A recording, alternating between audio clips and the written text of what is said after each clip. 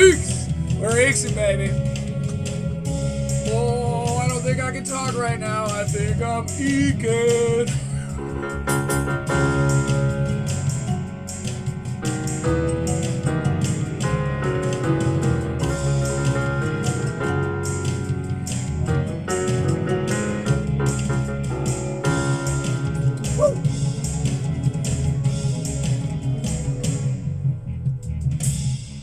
Hi, gang. So I realized. I don't know what that was. Oh, medical stuff. Don't worry about it. It's fine. I'm fine. So, I realized something the other day. As I am wont to do. I was thinking back to Hassan Ahmad. Do we remember Hassan? I was thinking back to Hassan Ahmad. I'm sitting there going, man. His delivery on his, have you guys ever seen an Indian pussy? Do you guys want to see an Indian pussy joke? And then he like shows the top of his head where it's like bald up there. Can't relate to that at all. Anyway. So I'm going, his delivery of that joke was fucked. But now I know why. It's because he went on Kill Tony, and Tony volunteered that joke for everybody. He was like, Hassan has this great joke. You have to hear it. Hassan, do the joke. And Hassan was like, okay, you guys want to see an Indian pussy? And I want to say I saw it one other place. I didn't have the follow through to check the JRE thing. I had the intentions, but not the follow through. So my heart was in the right place. Regardless, it's not Hassan's fault that by the time he was telling that joke on his special, it was kind of like the guy, because my critique of it was like, he's telling it like everyone in the room already knows the joke. He's telling it like he's like, it's a party trick that he does every time he goes to a party, and people are like, Hassan, tell the joke, and he's like, you guys want to see my impression? Like, and that was the way he told it in his special. And I critiqued him for that. I was like, you gotta tell it like it's your first time every time, otherwise it just feels weird. So, it's a classic one of two things scenario. It's either that Hassan Ahmad didn't know any of that, doesn't have good instincts, and told the joke poorly. Or he knows that by the time he got a chance to tell his joke, that the powers that be in his world of Austin had already made it hack. It's already kind of cheesy, but a cheesy joke repeated several times is, I believe, a good recipe for hack. Welcome to Critical Leaks, where the bottom of the barrel folks sit, sip, and overanalyze our superiors' jokes. Also, we play a little piano.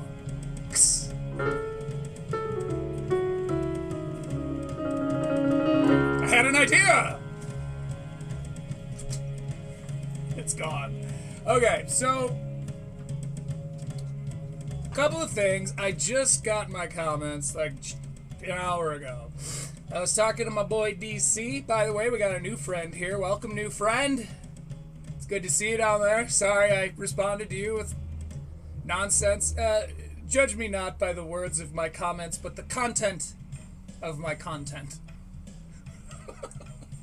I get weird in comments, I don't know. Because I'm an over-editor anyway, so I'll sit there and I'm like, well, no, maybe instead of you are, it's cooler if it's your. I do what I do to everyone else to me, too. I'm like Dan Soder in a lot of ways, guys. You guys think you hate me? No, you guys think you edit me? Not as much as I edit me, man. You'll never edit me like I edit me.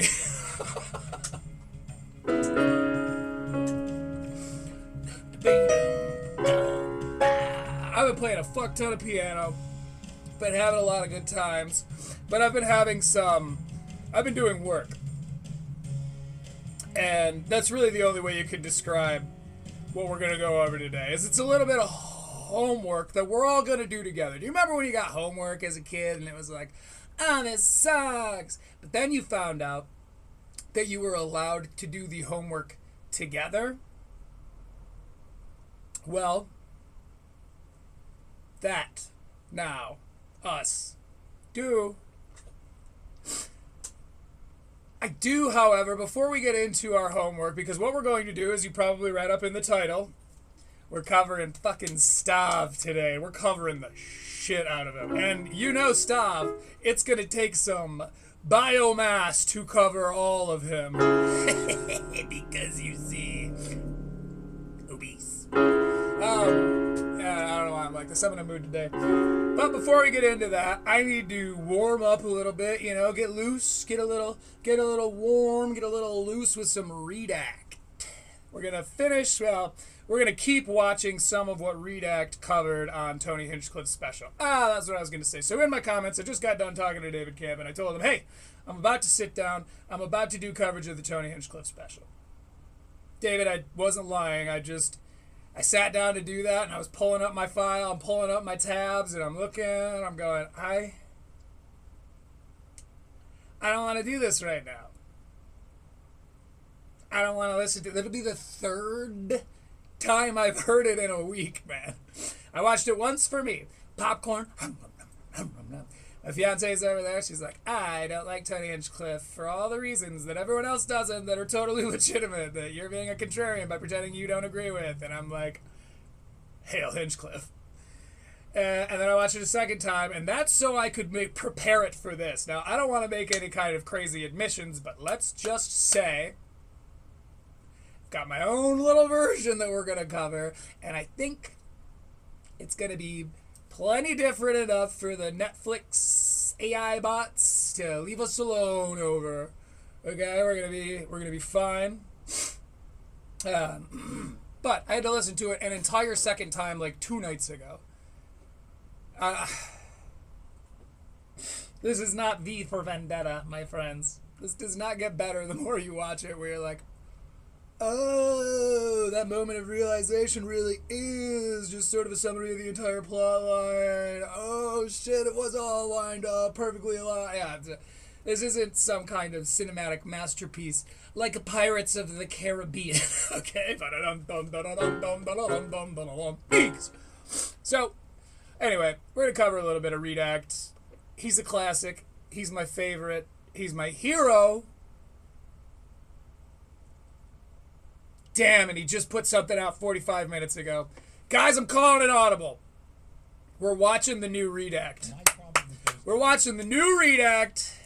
We're not going to let anyone tell us what to do, Redact. So don't tell me I have to do this.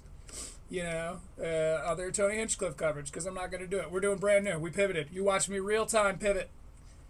Shake and bake, baby. We're staying light on our feet. We got some Redact. This is a video titled Mark Maron Puts Joe Rogan and Tony Hinchcliffe on Blast.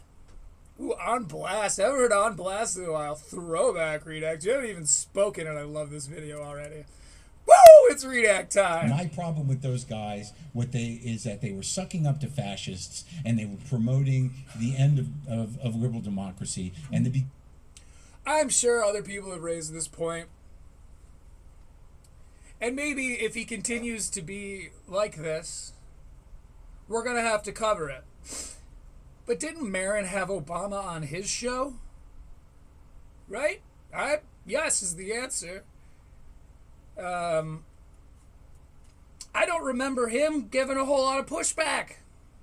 Galifianakis, I'll give it to him. He was being the jester that he claims to be. When Galifianakis had Obama on Between Two Ferns, he was giving him shit. He wasn't like asking him hard-hitting, political-driven questions or anything. But he was like fucking with him. He was being a pest. Just a regular old pest, right? However, Maron, I watched it years ago, but I don't think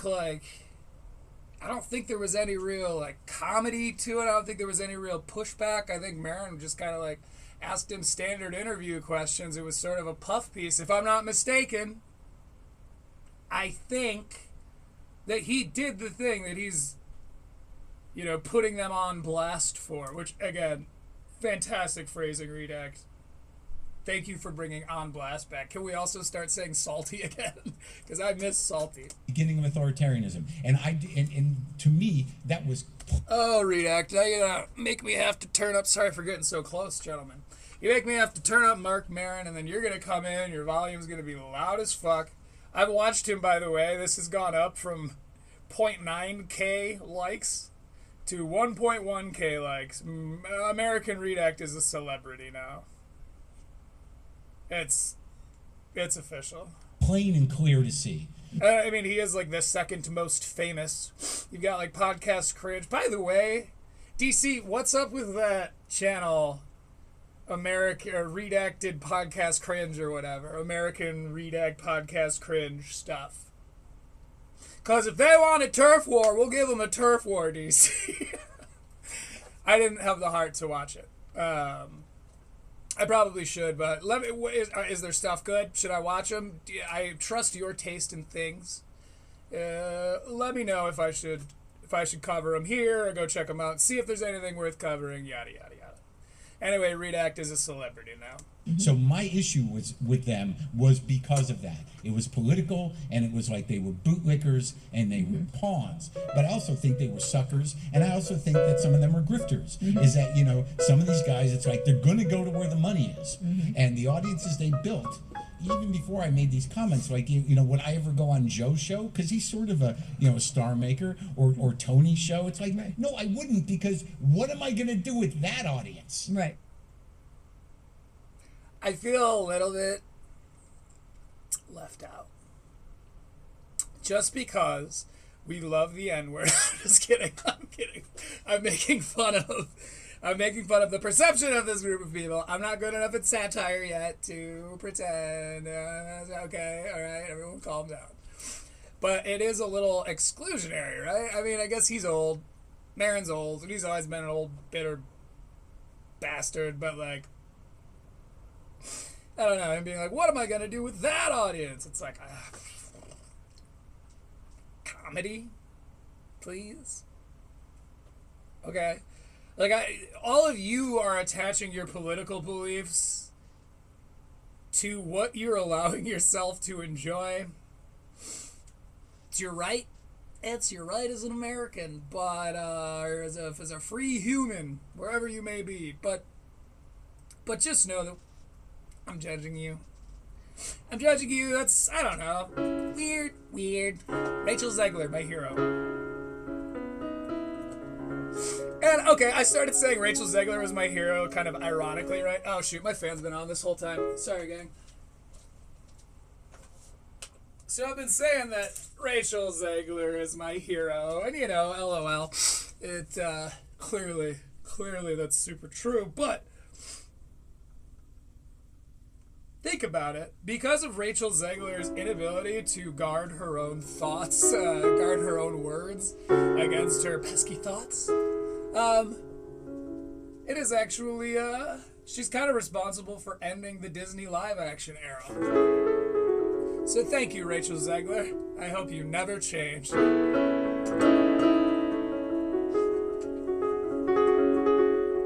Alright, let's go back to some Redact here. Right. But yeah, so he doesn't want, Maron doesn't want the bottom of the barrel, folks. By the way, he's on the Tribeca Festival, the TR Bessa, Tribeca. All right, so it looks like Mark Maron. All right. Oh, I love his voice. It's like getting home from the end of a long day's work every time I hear your voice, Redact. Is far from You're my hearth, bro. finished with calling out Joe Rogan and his circle of meatheads who are currently doing irreversible damage to comedy. Because Irreversible damage to comedy. Let's hear him out. Because maybe, if I had to, you know, gun to my head, I could make that point. Let's see if he can pull it off. in the last couple appearances he made in the media, Mark just sets the record straight with these hacks and exposes how By the way, I kind of like Mark Maron. You know, he's an old fogey yester rocker Gen X guy that plays the blues guitar in his LA garage. Like, there were versions of me that probably looked up to him in some ways. I never followed him particularly closely. See, what I like to do is I see a person and I'm like, that person rules. And then I create all this idealism in my head surrounding them, and then I stop getting to know them. Because I want the world to be the kind of world that's cool enough that that version of that character is the one that exists. Right? So, like, the things I know about Marin are pretty cool, and I want to keep it that way. But let's see if Redact is able to present us with enough factors to change my mind. Hypocritical these guys really are. Yeah, for sure. There's some hypocrisy there. I mean, all of you are doing it. I love that all of you are running around being like, hypocrite! You're a hypocrite! It's like, well, you kind of both are. You both do this whole, like, politics doesn't belong in comedy. Well, at least not their politics. It's like you guys are all... Okay, but he's got to have his content, so if he's not going to sit here and try to take down Senator Hinchcliffe, what's Redact going to cover? Well, we've covered that. But before we dive into that, I just think all this stuff from Mark Maron's especially... He looks insane in this picture at 104.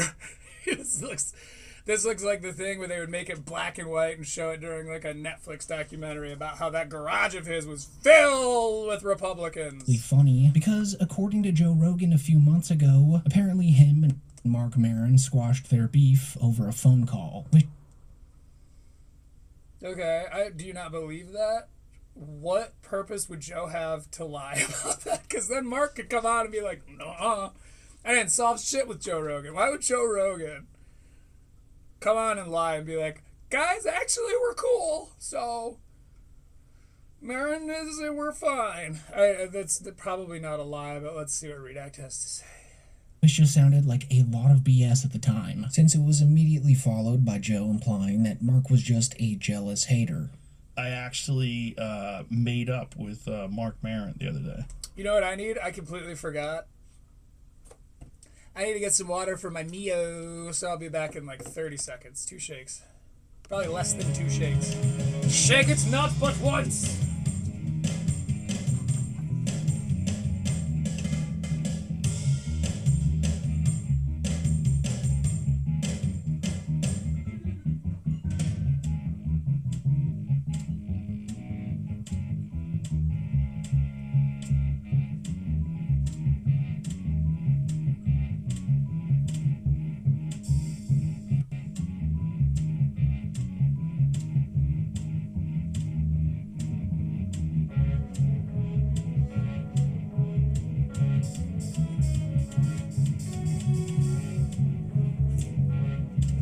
It's so damn hot in the South.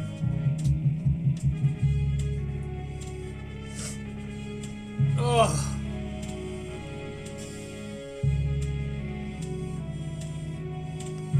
Woo.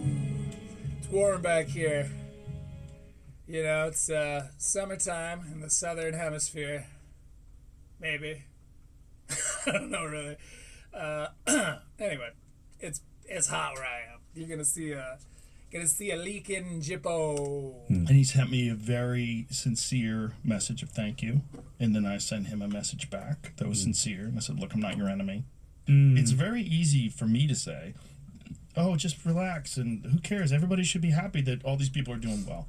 But if you're not doing well, that jealousy is a natural thing. I've experienced it before. I've experienced it.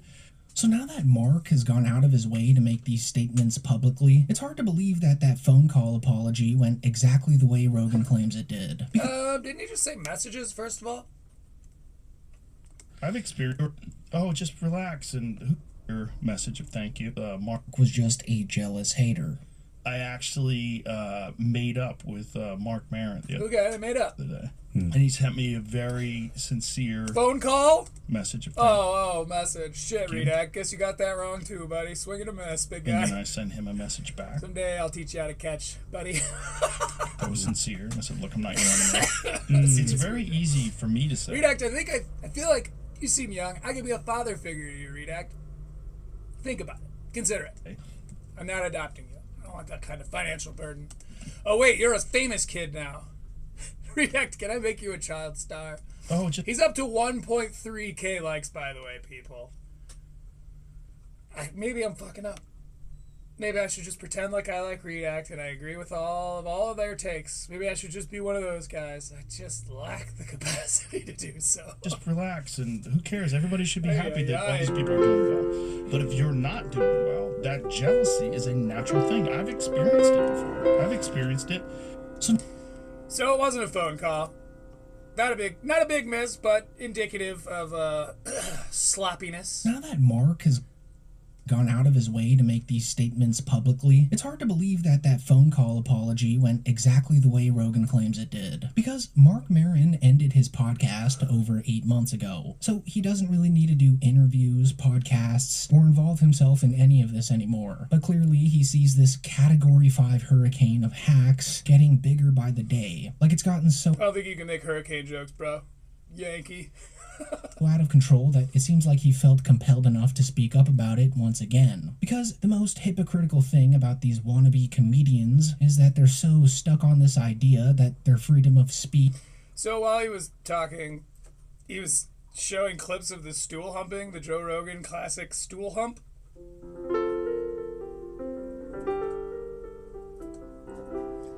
Probably pretty funny when you were there, right? I'd never seen anybody do it. I don't think it's clever. I don't think it's, like, groundbreaking, but kind of, right? Because people still talk about it. Yeah, it's like fake-ass Mitch Hedberg says, why would I do something that makes people stop talking about me? I can't do Mitch Hedberg, apparently, but... Hey, why would I do something to me? on stage is being suppressed by the left, which is just completely untrue. I mean, they act as if they'll all be thrown into a dungeon for saying jokes about trans people and whatnot, but in reality, they can say just about anything they want to. But they're so caught up with trying to get canceled that they really just try to... This is still happening and it cracks me up. We never canceled anyone. You guys stop. We were never canceling people. to offend people with their material instead of try to make them laugh, which, as you saw with Tony Hinchcliffe last week, it doesn't really work. I mean, the only extremely offensive part about their material is how unfunny it truly is. Wait, that's not what you said last week. Last week you were offended because it was racial stereotype. Last week you were offended because Deshaun was said to be a blacker name than Sean. You're like, and this is a perfect example of racism. Like, okay, I guess you weren't offended by it, is what you're gonna... Okay. But the only offensive thing about Tony Hinchcliffe's special was that it was bad, I guess. Redact's not offended anymore. Okay. But you... Revisionist history ass motherfucker. You've been outspoken against the sort of so-called anti-woke angle in comedy as pure hack, and it is. It's just... It's become hack. They were... See, that's a pretty solid take, actually. It's become hack. Because for a while, you know, quote, woke was the dominant, you know, the default setting. And so when Austin started coming around, this is what first drew me to it, was like, oh, this is cool. Like, these guys are saying those things, and I don't think they should be talking like that. And I'm listening to what they're saying, and I'm going, oh, wait, actually, like, this is all pretty fucking harmless. This is just like, they're using the language of people who are being harmful, but there's enough nuance behind it, or at least, like, not hatred behind it. They're like, oh, I can see what they're doing here. I think this is funny. Now he's right. It has absolutely become hack. But not in these days, baby. It's absolutely become hack. This gives me faith in my like for Maron, where it's like, okay, that's a good start. He's being careful with his words. Something Redact could take a note or two from. Whether they knew it or not in the beginning of anti-wokeness, that was always... We're going back. Like, what the Republicans and the right have always wanted... Sorry, we're going back. That was always, like, what the Republicans and the right have always wanted, you know, for the last 3 or 4 decades, was the dismantled, you know, liberal democracy. Yeah. I mean, the dismantled liberal democracy. Maybe that's true. He's way older than me. I don't remember. I mean, I guess maybe. I don't understand what he means by that. But that's probably a shortcoming on my end. Some of them are still I love doing that, where I'm like, you don't make any sense, or I don't get you. One of two things is true. pissed off about the New Deal. So, you know, And women's vote. That's right, all of that stuff.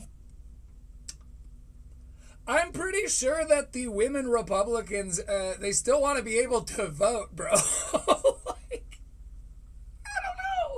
I don't know. Who are we picturing? Because I guess, okay, fine. The thing is I don't have enough faith in those people to set up a little stand and, like, die on this hill. Maybe she's right. Maybe they want to get rid of women's right to vote. Seems like some, like, suffragette shit. Seems old versions of feminism, but I don't know. I'm not reading the books, okay? I'm not staying up to date on the latest and the Harriet Beecher Stowe. Anyway, And tribulations. and this has been brewing for My some point is, I don't know. Maybe they want that. I'm not gonna tell her that she's wrong. You go, girl. long. That, you know, when comics get duped into this idea that I want to hear him say duped again. has been brewing for so long, that, you know, when comics get duped into this idea that because I ain't they getting duped by that. can't say Getting duped into tranny or worse words, that somehow or another that the left is infringing upon their Why is tranny not as bad as the other one? What the fuck? What are you, dark woke now? their freedom of speech. It's so shallow and stupid. And because they fought for it, they just became part of the party line of Okay, but this is what I mean by you're all kind of doing the same thing. Hear me out. Him saying that they, you know, all they've ever wanted was this, quote, free speech thing, but really it's they're trying to get better, and they fought for this free speech, and they fought in what way? Fought in they exercised that right and just started saying those things because they could, and now there's a big enough fan base to justify being able to do it and still making enough money to, like, stay that way because the woke bucks were gone? Is that what you mean? What do you mean fought? I guess, okay. If I'm putting myself in their shoes, like the whole legalized comedy thing that Elon did, and maybe that's how he sees that they fought for free speech. I don't think there's really been a fight at all. I think it's a bunch of fucking fogies arguing about nothing, personally. I think when it boils down to it, it's changed nothing about the way we act out there. Just like it should. Just like it should. These are internet arguments, okay? And the internet stuff needs to stay on the internet, and then we're all just having fun. What did that guy in my comments say? I don't like you, but I like that you're having harmless fun. And it stays harmless fun so long as we stay behind our .coms, my friends. So yeah, sure, let them pretend that they're fighting. We're up to 1.4K likes on this thing. Holy shit, Redact. dismantling liberal democracy. All they've ever wanted to do is dismantle liberal democracy. I don't understand what he's saying by that, so we're going to keep going. It was even never it was never a freedom. And keep in mind, when we hit the hour-and-a-half mark, roughly, we will be doing a reading of the autobiography written by Corey Feldman. Choreography. The speech issue. It was never a constitutional issue. Never. You can say whatever you want, and you're just going to have to. I love that everyone's making this point now. They all kind of realize, like, hey, wait, yeah. Oh, wait, no, free speech was always legal. It's like, I heard it was Stav, who we will be covering later today. Man, I'm going to get mean. I got to get ready for that. I got to be careful. I'm gonna give a forewarning that my Stav coverage is probably going to be pretty fucking brutal. So if you don't like brutality, it is just harmless fun. But I'm gonna probably he gets under my skin now. We'll wait till we get there. I don't remember what I was saying before. I got distracted by my vitriol for Stavros. Shoulder the burden of what Consequences. of the consequences. So it's just pretty ironic how these guys... Right, so Stav had a guy on who was talking about, like, and yeah, he made a great point. He's like, you could say all that shit. What do you want? Freedom from being called a hack? Like, oh, you want freedom from ridicule? That's never gonna happen. Like, you have freedom of speech, so what are you talking about? But then you kind of go back, and you start to, like, this is like the Tony Hinchcliffe calling himself a Republican thing. There's no evidence of it. It feels like it, right? Don't you feel like you've heard Tony call himself a staunch Republican several times? Go back the last year. Not once. And I checked. My people, I checked. I went episode by episode, not fast forwarding through any of it. It took me weeks. I went, because I was so sure. Because he called himself a common sense centrist. And I was like, go fuck yourself. Like, you make all of us look bad when you start making claims like that. Because no, you're not. You've said you're a Republican. Stop hiding behind centrism now. We don't want you. And then I went and looked and was like, oh, fuck. Yes, he outwardly supports Trump, but that's part of centrism. You pick a candidate you like, and then you support that person. But he never said he was a Republican, so now I'm sitting here wondering, like, show me the clips. I mean, I guess, okay, I caught myself, because Joe Rogan being like, we're the last bastion of free speech, we're where the woke meets the wall. So I guess, but again, doesn't this just kind of seem like a make-believe fight? Doesn't this seem like two kids with sticks pretending they're lightsabers? I got you. No, you didn't. No, you didn't. I can see on your hand I got you. You didn't get my hand. Okay, fine. I'll hold it behind my back. You can use both of your hands because I got your hand. No, you didn't. It's like you guys are just making up the rules to this as you go. None of you have really said anything of substance except like free speech. Well, free speech. We have free speech. There's free speech. We keep free speech. I like free speech. Like, none of you. Okay, whatever. Fine. You guys are fighting. You're all very tough and very cool in the way that you hold to your convictions. Wow.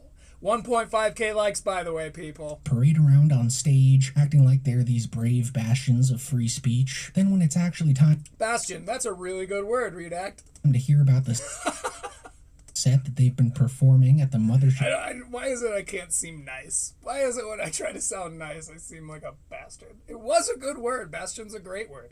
One of the 13 Zamora archetypes. For the past 4 years, it's literally just rehashing jokes about black people that you first heard of in the 5th grade. 1.5K likes. Let's not go after his sentence structure. You know?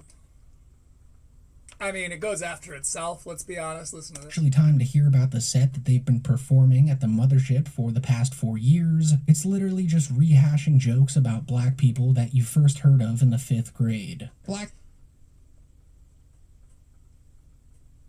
school did you go to? What fucking black jokes? What 10-year-olds are running around telling black jokes? I don't know, man. I guess it kind of explains the accent. That's just what? Not a lot of black kids at your school, Redact? Oops. I don't know what you're talking about. Black men love eating chicken. Like that comedy's... Oh no, they do. He said it. You remember last week when you replaced chicken with fried chicken?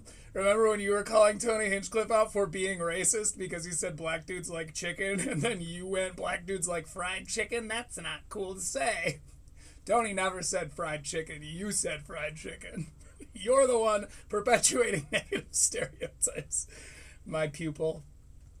Special. Just pay attention, Redact. I can get you through this. Tony Hinchcliffe dropped last week was some of the worst 1.6K likes, people. woke comedy I think the world has ever even seen, and it's proving everything. It's hard to listen to him. So here's the thing. I think Redact maybe knows. You stick to your original, rudimentary, elementary style of writing. Okay? Whatever you're doing, or whoever you hired is bad.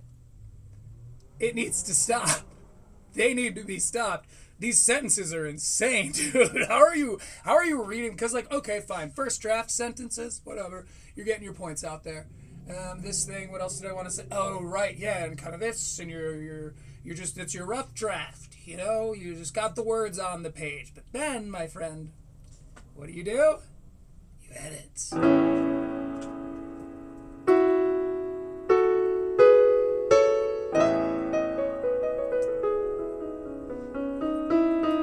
And you get rid of fucking sentences like this, man. What the fuck? I love eating chicken. Like that comedy special Tony Hinchcliffe dropped last week was some of the worst anti-woke comedy I think the world has ever even seen. And it's proving everything You didn't Mark need that even. Maron saying on stage here to be Ever even seen is, you can say as even seen or as ever seen, which is the one that makes sense. Ever even seen. That's just dramatic for no reason. By the way, Timmy No Breaks closed out over William Montgomery on the last Kill Tony, and maybe he did great. Here's the thing: I left. Listen to this, my friends. You might know this already, but on YouTube, you can see when people stop watching your videos. So if you wanted to affect Timmy No Breaks in a negative way, I don't want that. I want Timmy No Breaks to do everything he's doing 3 times a week forever so I could just keep doing this. But if you wanted to maybe send a message to some of the people who are putting Timmy No Breaks on, you could just stop watching when he comes on. And if enough people do that, the red bands of the world are going to take note. I think people are starting to largely turn on Timmy No Breaks. We were some of the first. We were some of the very first. Dude, it was happening on air. CTE, baby. We've been around for months now. This happened live. You watched this happen. I turned on Timmy No Breaks in real time. And now we're starting to see the rest of the world see what I saw. See? There's just no depth behind it whatsoever. DC, you said it very well in the comments the other day. You know, Timmy one note, Timmy no joke. Like, there's just, I've said it a few weeks ago, last week or whatever the case, that he is not doing a character, which is a 3-dimensional imaginary being that you are taking on the life of. He's not doing a character. He's doing a caricature, an exaggerated version of a person. It's just, you know, oh, look at the big nose and the droopy eyes, and look, oh, he wears glasses, so his glasses are this big. It's like, that's what Timmy No Breaks is a caricature, and there's nothing wrong with that, except that Tim Stiefler followed that up with running all over the world and being like, I'm actually quite, what did I say? I'm actually quite tame. He is. He's just an incredibly boring guy. But not untalented. So, Timmy, this isn't me saying I hate you forever. I'm not like that. This is me saying I hate you for now. Keep doing you.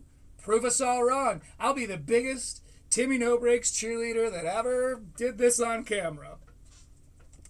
be completely true. I mean, Tony We're going to do a couple more minutes of Redact stuff, and then we're going to move on. It's so easy to kill 40 minutes just talking shit at Redact. Hinchcliffe tried. By the way, we're 4 minutes into this video, which I'm no good at math, but I think we're averaging about 1 minute of progress every 10 minutes of rant. I'm happy with that. I'm happy with those numbers. So hard to come across as offensive and So hard. Say so hard again, Redact. We're at 1.7 likes. 1.7k likes on this page, guys. completely true. I mean, Tony Hinchcliffe tried so hard to come across So hard. as offensive. One more time, and then we're going to probably move on to some Stav stuff. To be completely true. I mean, Tony Hinchcliffe tried so hard to come across as offensive. Tried so hard to come across. He tried so hard to... You know what you said. Redact. Quit trying to get me demonetized. Well, you bleep the word ass so that you can be peddled to children. I wonder how many kids would have never heard of Tony Hinchcliffe or Joe Rogan, or let's say Tony Hinchcliffe, because Joe Rogan's kind of a household name these days. But how many of these how many kids heard, and I'm sure it's not a huge number, but it's not zero. How many kids heard about Tony Hinchcliffe exclusively from American Redact? You know what I mean? Because he's out here editing himself so that his stuff can be peddled to kids, right? So there's probably a non-zero number of people, children, who only know about Tony Hinchcliffe because of American Redact. And for that, Redact, we thank you.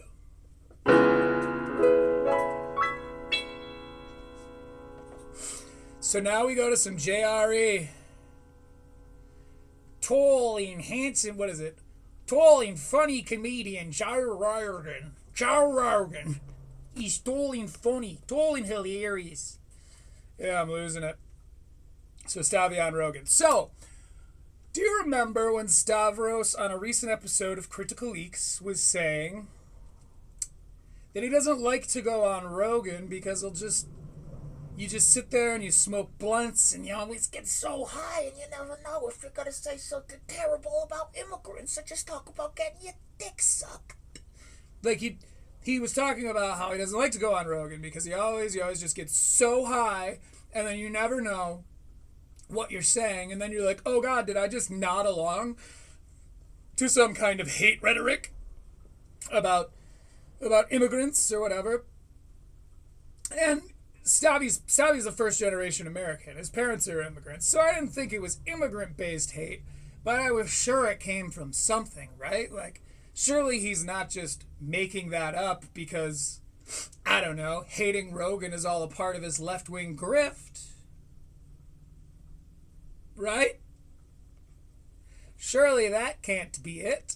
Well, let's hear him out. We're going 540 on JRE 1909, Stavros Halkias. Absolutely. 100%. Oh my God. They could probably lift me. They could probably do deadlifts. Put my dick in, Right. clench, and then We're talking about dicks. That's my safe spot. I know exactly how to talk about dicks. just do squats. Have you seen That's that probably That's straight. possible. picture? There's like it's a meme.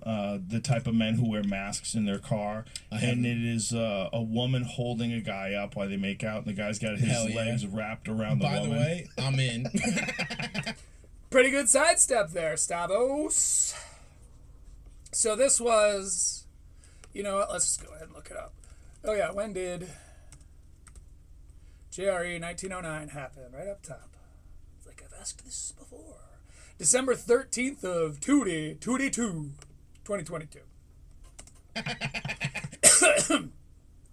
So this is almost 2023. So this is way back. This was when they were allowed to be friends because the comedy commentary community wasn't split in half.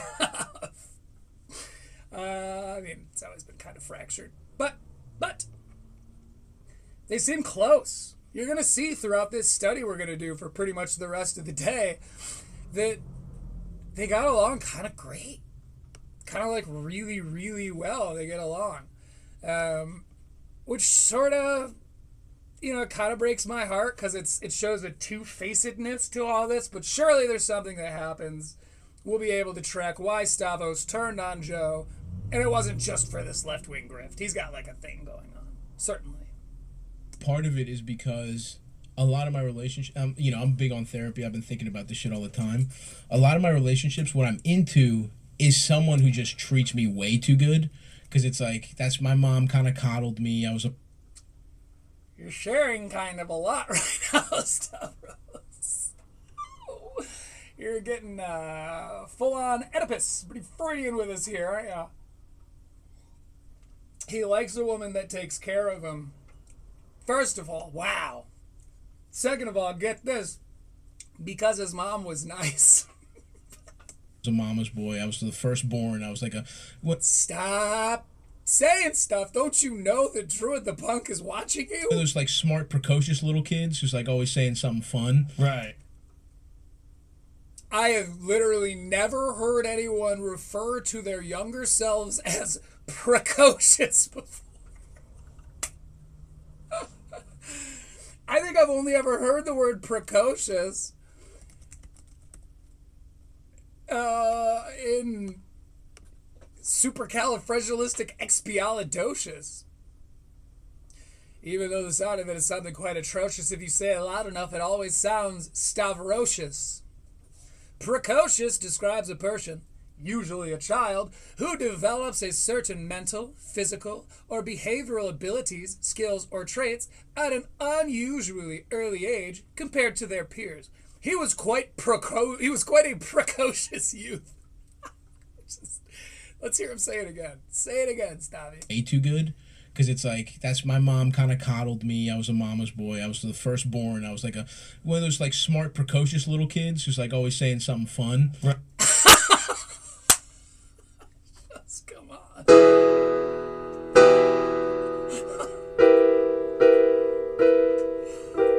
Stavvy, baby. Wow, that's a crazy thing to say out loud. That's a crazy thing to think. Crazy thing to say out loud. It is a bewildering thing to say on what was at the time the largest podcast in Earth.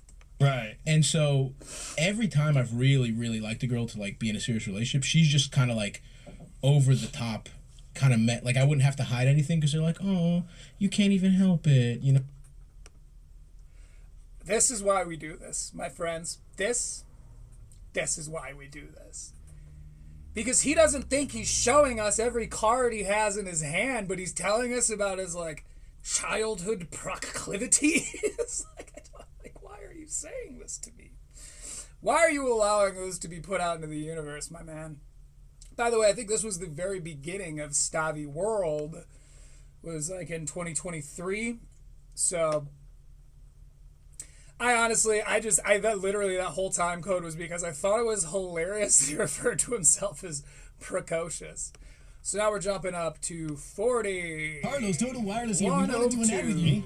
Why? Because you're where we find an ad. I'm not surprised. How about you? We rhyme. Here we rhyme. Some often. Drew Pinsky, any relation to Raleigh Pinsky?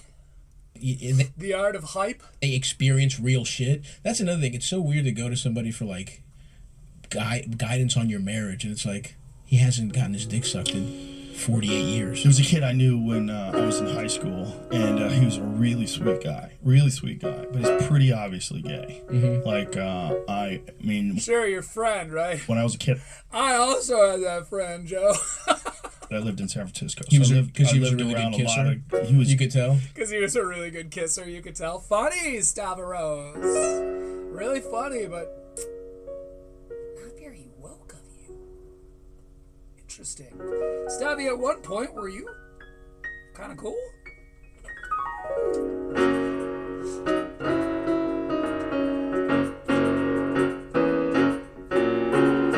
Been doing some 12-bar recently. It tasted like that. Yeah. Every time you sucked you off, you're like, this is really good. You must be gay.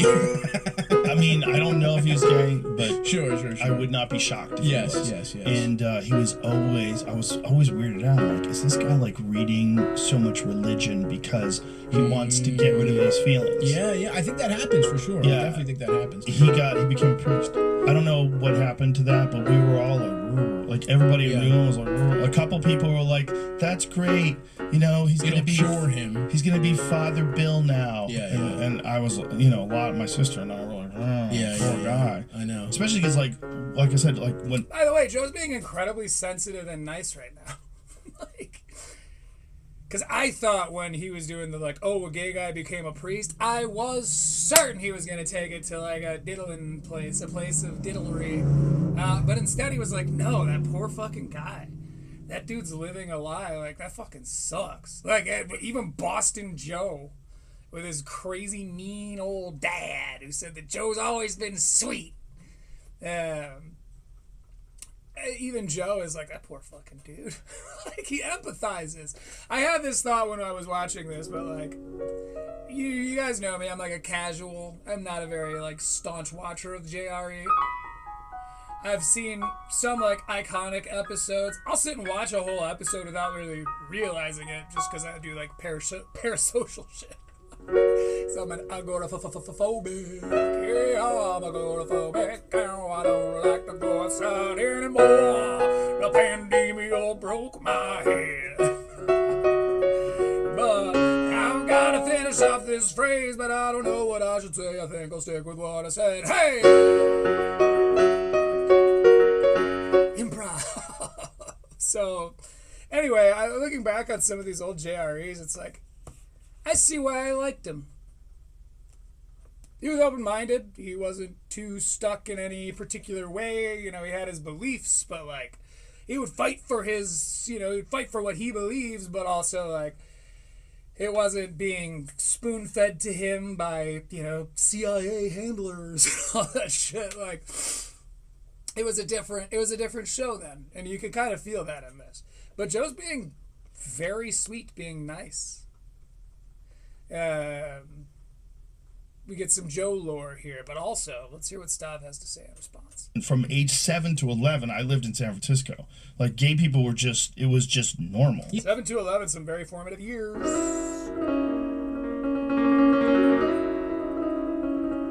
Then to move to Florida. Yikes! Depending on where you are. And then fucking Boston.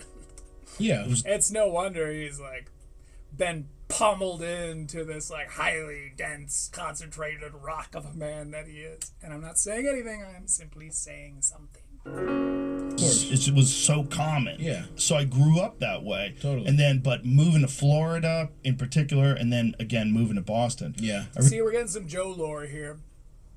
Maybe you guys are experts and you knew all this. I didn't.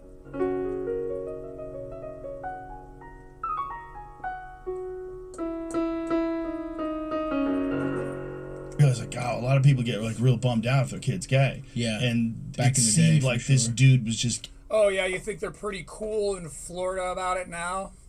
Yeah, check out the crosswalks, my man. I mean, I could. They couldn't keep the tire tracks off of the crosswalks that were rainbow colored. Just the rednecks that be just couldn't stand that color in the street. It was an act of protest. Sure. Yeah, it used to be that way, stuff. Bold take. Fucking Baltimore. Be wrong. Maybe he was just really into religion. But Yeah. for a fucking 17-year-old to be really into religion and carrying a Bible everywhere and reading it everywhere. Fully. Maybe that's like changing him and giving him power and Still. But even still, I think anyone at that age, it's like, you don't want to lock yourself into something you can't get out of, right? And it's like, maybe he was very into religion, but maybe, you know, that was just a coping mechanism. And when he really sat and thought about who he was or whatever, it's like he didn't want to be it. But then you're a fucking priest and there's all this pressure. And then since you've been studying, there's all this religious guilt and shit. And you probably stay into it. Yeah. And I feel, you know, obviously you feel bad if somebody, you know, we're just speculating here, but if he did get trapped in that kind of shit, that's tough. it's tough. I mean, the same reason fucking kids shouldn't, like, why student debt is such a, like, bullshit situation. Because it's like, yeah, you have some... Because you make a decision that'll alter the rest of your life the time you're a kid when your brain isn't fully formed. Is that what you're saying? Is it? 17-year-old kid who's like, I want to be a marine biologist. And then he goes and he's like, oh, I can't do math. I'm a fucking... I'm not going to make the parallel. Not my place to make the parallel. But a parallel exists there. Stav doesn't think the kids should be able to make life-altering decisions. Okay. We'll take that at face value and just keep right on clipping along. We're going to 48:50, just 5-ish minutes ahead. Oh, and I've had friends... Nearly home.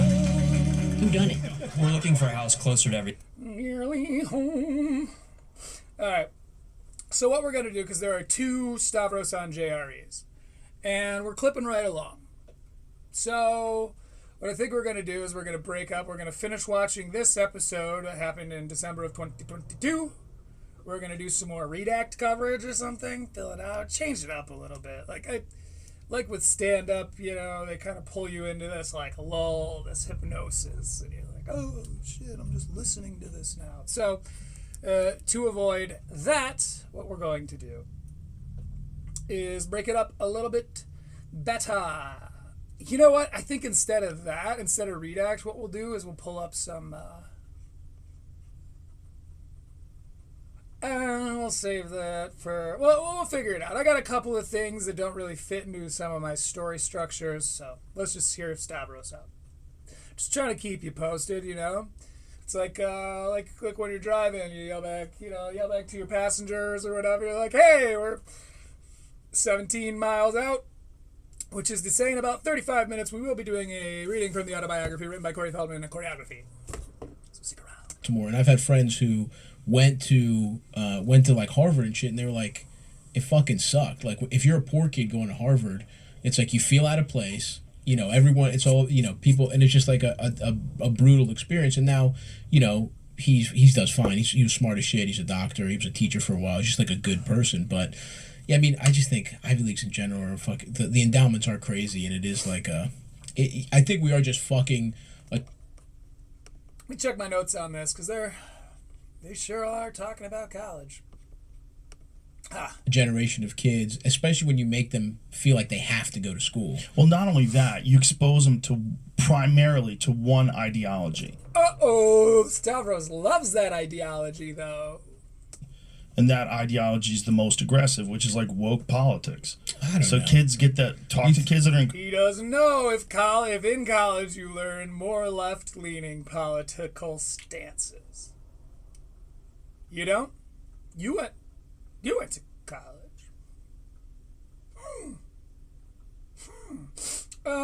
Okay. I mean, are you kidding me? We're doing ostrich politics.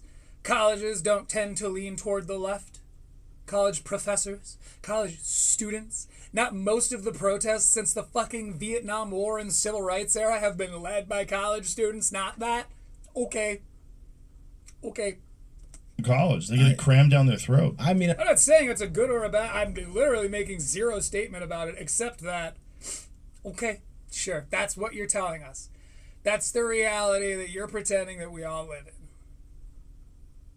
Okay. when I was in college. How long ago was that? You got me. 15 years ago. Different world, brother. Yeah. Different world from 5 years ago. Ooh, a little bit of a leftist rollover there, huh? Or were you just liberal at this time? Had you not devolved to leftisms?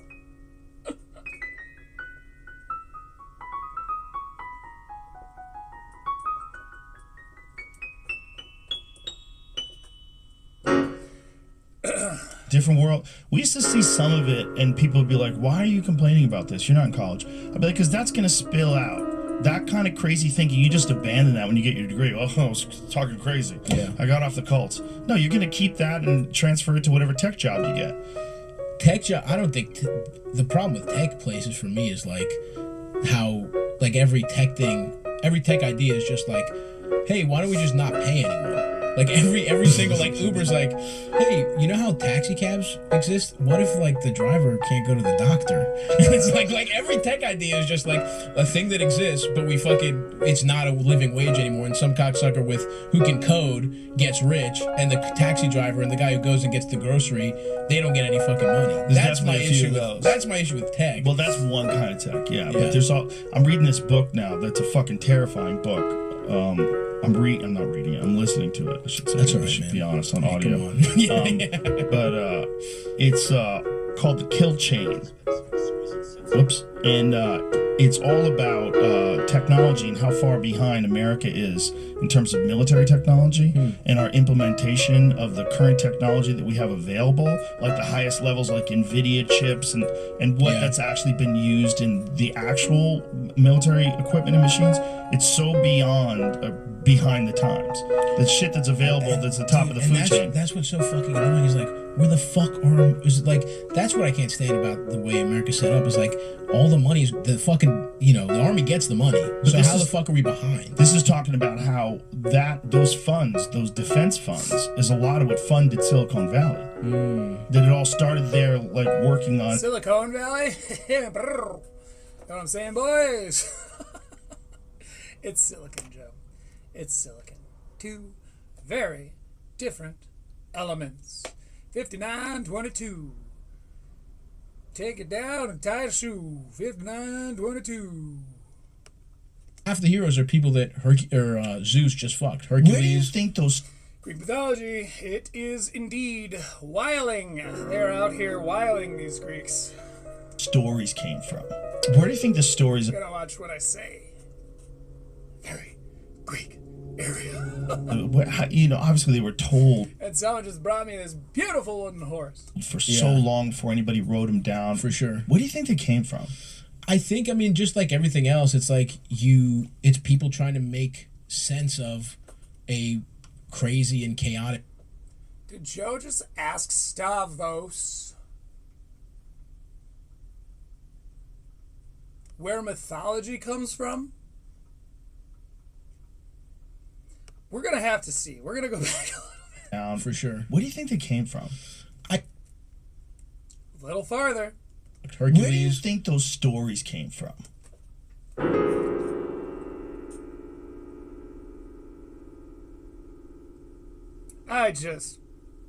That represents such a woeful lack of like of just human awareness. Where do mythologies come from? Where do creation myths come from? Because caveman looked around and was like, how caveman here? Like, how caveman get here? Why caveman only one who can monologue? Are we okay? You didn't know. You didn't know that creation myths come from man wondering where man came from. Where caveman come from? Where do you think the stories of? Obviously they were told for so long before anybody wrote them. Oh, these stories were told. Okay. Down. For sure. I'm not here for you, Joe. Be cool, man. Sure. Where do you think they came from? I think, I mean, just like everything else, it's like it's people trying to make sense of a crazy and chaotic world, you know what I mean? And it's just like people are just like, I think they just lived in a society where that's what their rulers were like. So that's what Zeus was going to be like. That's what makes people join cults. That's what makes people woke. That's what makes people everything. You want to make. Joe's bringing up woke again. It's been like 10 minutes since last time he tried to get Stavros to bite on that woke hook.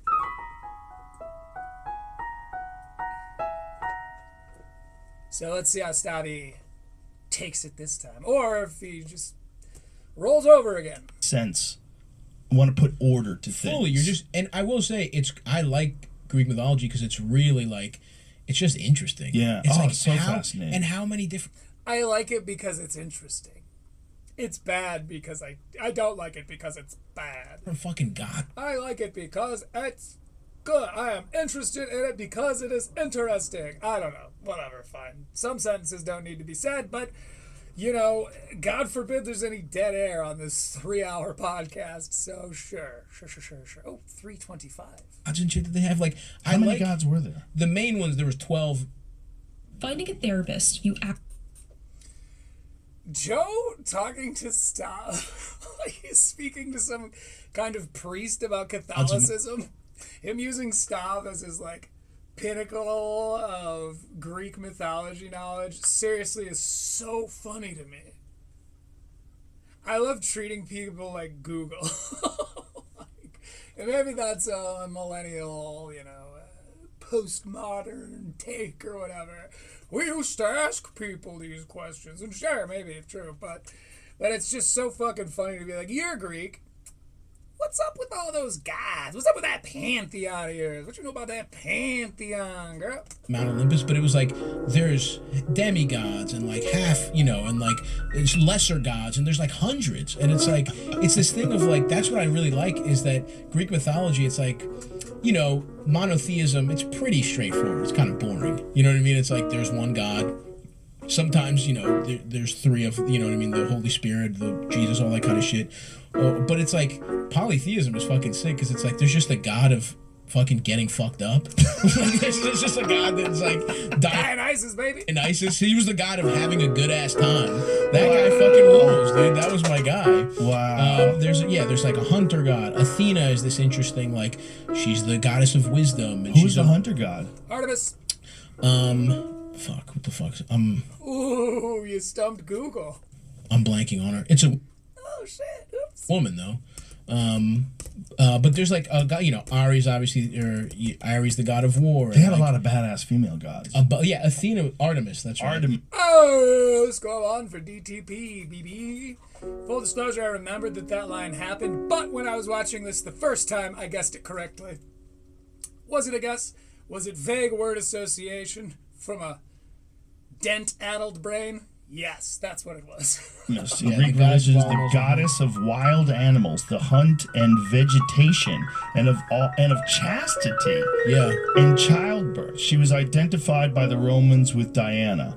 Artemis was the daughter of Zeus and Leto, and the twin sister of Apollo. Yeah, that's the other thing. Zeus fucked like every goddess and just made other goddesses, and like Athena, his just came out of his head. So that's the interesting thing. It's like she was all the wisdom of God was just like came out of his head, and now it's just all into one lady. It's so fascinating. Have you ever heard of Brian Muraresku in the book called The Immortality Key? No. It's an amazing book, and this guy dedicated like more than a decade of his life to studying ancient Greece and the use of psychedelics in wine. Oh hell yeah! And they study. They've opened up a field of study at Harvard because of this. Fuck yeah! Shit. Somebody recently went on JRE and was like, "Hey, I had this whole thing with public land that I was real pissed about, and since I was a big supporter of Trump, he brought me into the White House.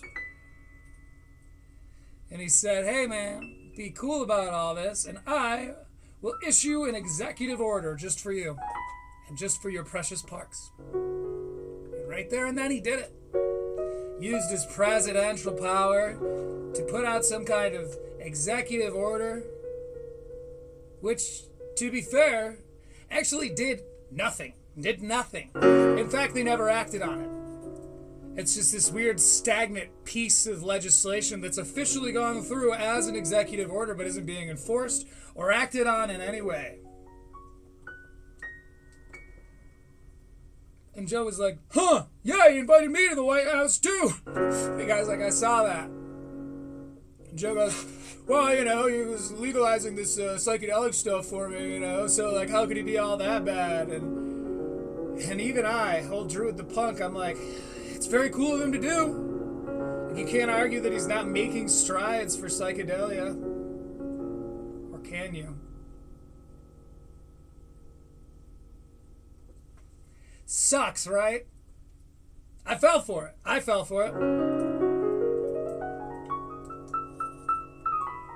I'm not impervious to that kind of being a fool. I can admit that. It's just kind of an abysmal thought, though, isn't it?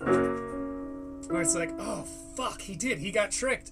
He got tricked, and all the headlines said all the things that all we goddamn fools wanted to see. I've never been pro that guy, but it was like, well, you can't call him all bad, right? Because, like, at least he's, like, listening to some of his people in his close circle, in this case, Joe Rogan being one of those people.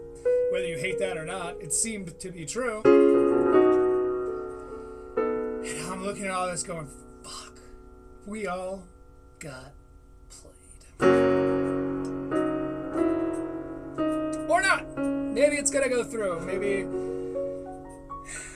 Maybe President Trump will have been the one to really turn the corner on psychedelic medicinal research. Or we all just got some bread and circuses to Aldous R. Huxley's right into silence. Because of this guy's work. He's a legitimate scholar and dedicated his time to this. Yeah. And he's like a straight edge guy. He doesn't do drugs. Yeah. And he's not some guy's like, dude, what if they were getting fucked up, man? Yeah, man, that's me. Yeah, that's the fucking source of it all, bro. Now this guy's like a legit Professor guy. Rogan. I mean, fucking what I heard. Dude. Eddie Bravo told me. One time I was talking. Yeah. But these guys found these ancient wine vessels that contained psychedelic compounds. So they found residue of ergot and a bunch of other stuff. So when it all kind of does make a lot of sense, I'm a big fan of those. Sorry, I made myself sad with that last one. I didn't even know I was going to talk about that on the show because it's something I didn't even want to really acknowledge to myself. But I got to be honest. If I can't be honest with me, I at least need to be honest with you guys. lest we ourselves become the fools. So, next, is a good one. Next time code is 10426. 10426. 10426. 10426. This is only like 2 minutes later. But we're going to go ahead and hit an ad here. An ad for Zipline. Zipline. Shaka, bro. Everything in there. I'm good, dude. You gotta do it. You gotta show everybody who the boss is. One time in college, we had a friend who we tried to convince him to fuck a horse. He was the horniest guy I've ever seen in my life. He was insane, dude. Oh, God, this story. Okay. Trigger warning. Stav's still the worst. I won't put him on blast. I won't give any more details, but if you went to UMBC and you went with me, you know who we're talking about here. Okay. And he would just literally, like, he had like an old lady who was his neighbor, and she just came over to like borrow a cup of sugar, and he was just he was like 17, and he was talking about how he would beat off thinking about fucking this old lady. He was a fucking lunatic. Okay. And we were like, yo, dude, would you fuck an animal? And he was like, nah. And then he was like, what kind of animal? Oh, God. Joe's liking it, so sure, it's good podcasting. In lieu of a structure, why not? This is fine. And then we were clearly just fucking around. And then we were like, what about? And then one of our friends lived on a farm, and he was like, we have a horse in my farm. And the guy was like, I'm not fucking a horse. And then a minute later, he's like, what does a horse pussy look like? So then we're in the fucking door. Boy, that's a crazy little story you're telling right now. You just were trying to convince him to fuck a horse because one time he wanted to fuck an old lady. Okay. I mean, I don't fully get it, but why would I think that he's like, I don't know, making up some kind of origin story to shoehorn this point about his friend wanting to fuck a horse into this podcast? Why would he do that? Surely he's not just ad-libbing. Forms, Googling horse pussy on Google Image. Oh my God. And honestly, we found a pretty nice pic, and he was like, okay. And then he was like, I don't think so. We're like, what if we give you $100? He's like, nah. We were like, what about $400? And he was like, all right, I'll do it. And then okay, so this is the end of the story? It's coming to a close, right? The guy whose horse it was like, wait, you want to fuck the horse? He was like, no. It wasn't even the guy who was going to fuck the horse that backed out. It was the guy who owned the horse. Yeah. This is a really funny story that's super funny outside the confines of your dorm room 15 years ago. Yeah, so, you don't want that to happen to your horse. So this is horse 2000. Never trust you again. Yeah. Well, she was on her way out, apparently. It was an old horse. Did you ever see Zoo?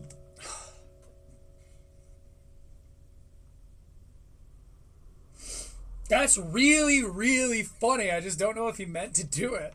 He's either a weird monster or that was a fucking hilarious line where he's like, your horse, Joe Rogan goes, your horse will never trust you again. And Stavros Halkias goes, well, I mean, she was an old horse. She was on her way out. That's so dark and gross and funny. I don't know if it was supposed to be because it kind of just like sits in it after. Gonna fuck the horse that backed out. It was the guy who owned the horse. Yeah, so, you don't want that to happen to your horse. So this is horse 2000. Never trust you again. Yeah. Well, she was on her way out. Apparently, it was an old horse. Did you ever see Zoo? Ooh, that story bombed, my man. Did not go over well, which isn't really a Stavvy thing. You know, there's a well-documented history of Rogan not getting jokes or knowing when people are kidding, so, you know, this isn't a point against Stav, but it's just a funny, weird story of his. Again, we're not trying to, like, bust him on anything here. We end up kind of busting him on something incidentally later, but we're not really seeking out to, like, find one thing that's like, aha! We're just collecting, what do they call it in legal? It's you're building a character profile or something where you're like, you're setting up enough of a story about this person to be like, see, don't you think he's probably capable of this? The documentary Zoo? No. Zoo's about this. We're not going to listen to this shit about his documentary. Okay, we're going up to 2 hours and 31 seconds. Almost a full hour after this. And I listened, again, to all of this. I spent like 7 hours. Oh my God, I spent 7 hours watching all this. This was like yesterday. That's how it happened. His son is a fucking evil monster. Yeah, have a person seemed like and lead by example, but then he had this son that was a monster. Yeah, that's how it happened. We're going back a little bit more. Right. Thousands of years ago, Yeah. and his advice to people was Oh, he's talking to about Marcus Aurelius. Really sticking on that Greek shit. learn how to be more charitable and to just Or was he Roman? I don't know. be nicer and kinder to each other. I guess that's forgive people. That's a radical stance for a leader of a fucking empire. He was trying to legitimately be a better person, seemed like, and lead by example. But then he had this son that was a monster. Yeah, that's how it happens. Isn't that wild? That's always how it happens. His son is a fucking evil monster. Yeah, I haven't gotten into too much Roman shit yet. I'm still on the Greek shit. Dude, all of it is go piss, my brother. Go piss. I'm having a great time. Yeah, me too. I don't want it to end. Yeah, dude. All right, we'll be right back, ladies. They're having a great time. Joe doesn't want it to end. How many people have you heard him say that to? Maybe lots of them. I don't watch a lot of Joe Rogan, but it doesn't seem like he says it very often. That seems special. It seemed nice. Why does Stavvy hate him? Because of his political beliefs? Is that the kind of people you want to be rooting for with that sort of fickle nature? Because as we're seeing, these weren't his beliefs forever. This wasn't like, Stavvy's always been a staunch and aggressive leftist who's friends with people like Hassan Piker. Crazy timing to go on Hassan's stream, by the way. He is in BFT, and you are now directly adjacent to him at least. You went and sat in his weird fucking living room and sat next to poor captive Kaya. Like, alleged captive Kaya. But he doesn't care. He doesn't care about dogs. We've covered that too. Stav's a bad guy. And I know, because I'm a bad guy. And game, recognize game, motherfucker. Ladies and gentlemen, comedians that don't get good at podcasts is because they're not really listening to you. They're waiting for their turn. Yeah, they're waiting for their turn. And Ooh, Fight Club, Marla. that They're just waiting for their turn to talk. doesn't, that doesn't work. That fucking, when comedians do podcasts where they don't actually listen to what the other person's saying. Oh yeah, it's a slog. normal for us though. You just always want to. You're always on. You're trying to say something. Yeah. So sometimes like you can only hold like one thought in your head. You can't hold the thought in the head that that person has because you got something to say. Because you got something in the back of your head. Yeah. I get that. Actually, I understand that. It's perfectly normal. Like some guys are like Tony Hinchcliffe is the fucking best ever. Have you done Kill Tony? Mm-mm. Oh my god, you got to do Kill Tony When's Kill next Tony? time. When's Kill Tony? Do you know what? I think he did it, by the way. Did Stavros do Kill Tony? I'm certain he did. 6:40 of the show. When was this recorded? It might have been directly after this. December 11th, 2023. It was actually a full year later. Holy shit. Okay. Fair enough. Now we know. Oh, what's this time code? Oh, right. So we're listening to Tony here. He's talking about Tony. For us though, you just always want to. You're always on. You're trying to say something. Yeah. So sometimes like you can only hold like one thought in your head. You can't hold the thought in the head that that person has because you got something to say. Because you got something in the back of your head. Yeah. Like some guys are like Tony Hinchcliffe is the fucking best ever. Have you done Kill Tony? Mm-mm. Oh my god, you got to do Kill Tony When's Kill next Tony? time. Do you know what it is? Yeah. It's Mondays. He does it Mondays. Okay. But when he off the cuff, that motherfucker is so sharp. He's so that's how his mind works. So his mind is like if you're saying you could be in the middle of something really important and he's got to go with a zinger. Ooh, so Tony can't turn it off. Tony can't turn off show mode. This is something that I also can relate to Senator Hinchcliffe on. I got a talking to the other day.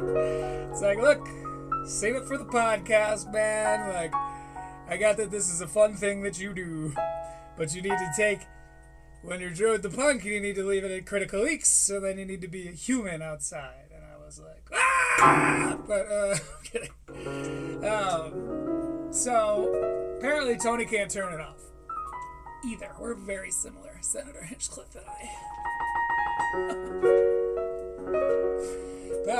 So he's a bad friend, he's a bad listener, and he doesn't act like a good friend. You could be saying something very, very important to him, and he's just going to throw out a zinger.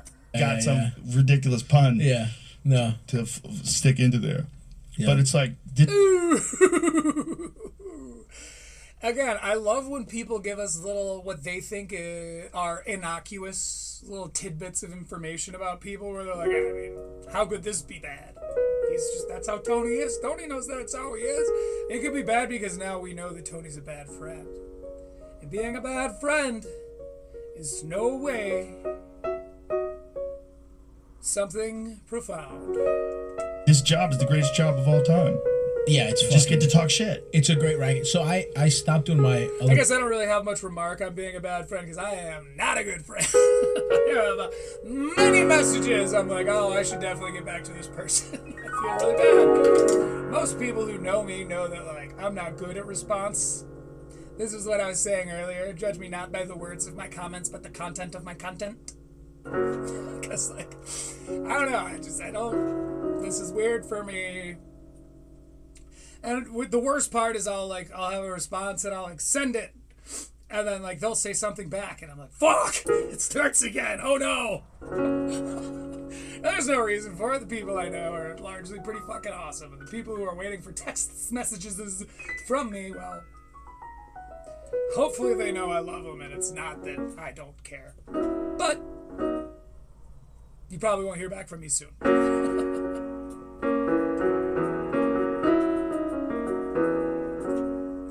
Podcast, and I was like, fuck, I don't really want to do podcasts. And then like it was like 6 months and I was on the road and I was doing all this shit, and it's like it is. Oh, wait a minute. Ooh, okay. Never mind. I think we're just hearing some Stavvy backstory. So we'll go back a little bit. This job is the greatest job of all time. Yeah, it's just get to talk shit. It's a great racket. So I stopped doing. Was I mute it and let it play? Where the hell are we? If you're saying you could be in the middle of something really important and he's got to go with a zinger. He's got some ridiculous pun. Yeah. It totally doesn't really hurt my feelings. No. To stick into there. Yeah. But it's like this. To stick into there. Jesus, Joe. Tony, you need to be nicer to your friends. Job is the greatest job of all time. I mean, Senator Hinchcliffe, my apologies. I'm practicing. Yeah, it's just get to talk shit. It's a great racket. So I stopped doing my other podcast and I was like, fuck, I don't really want to do podcasts. And then like it was like 6 months and I was on the road and I was doing all this shit, and it's like it is you, and also you get to talk shit, but you just get to connect with like fans, and you want to be somewhere, you want to be there like once or twice a week. I mean, you're there every day, but it's like it's a cool way to connect to people. So that's why I'm excited to fucking get my other shit popping. It's a cool way to talk to people too. Yeah. Yeah, I don't think his other shit popping right now is, by the way, like Stavvy World, I think. Tony Hinchcliffe is a bad listener. That was our time code. For that, we're going to 2:14:10. Again, I know this seems like homework or whatever, but this is actually important Stavros based stuff. We're getting to know him. Then we're going to be referring all the stuff we learned here. Commercial. All the stuff we learned here today will be things we're referring to forever. You know, we got to do a little research from time to time. With great. At least I didn't sit here and, oh God, just make you guys suffer through 7 hours of JRE, 7 hours of Stavvy on JRE. Oh, my God. As DC gave me a shout out for last week, I really do watch this shit so you guys don't have to. Jason doesn't give a fuck. There definitely is. I mean, we admire that. Absolutely. We admire someone who doesn't turn themselves into a monster. At 100%. But it's just like, I guess when you just start. Boys, what are we talking about? Oh, that's right. Okay. We'll go back a little bit. So remember, Stavvy doesn't like to go on JRE because he gets too high and then he's just agreeing with whatever Joe Rogan says, and it's like, oh my God, did I get too high and then nod along to some anti-immigrant shit? That's classic JRE. Moreover, that's classic Stav on JRE, right? I mean, sure, we're 2 hours 13 minutes and 57 seconds into a 3 hour and 25-minute episode, and they haven't smoked anything yet. But surely Stav didn't just make that up so that it would fit into his narrative as a left-wing grifter. Definitely is. I mean, we admire that. He's about to get high. I'm sure of it. Absolutely. Stavvy wouldn't lie to me. Absolutely.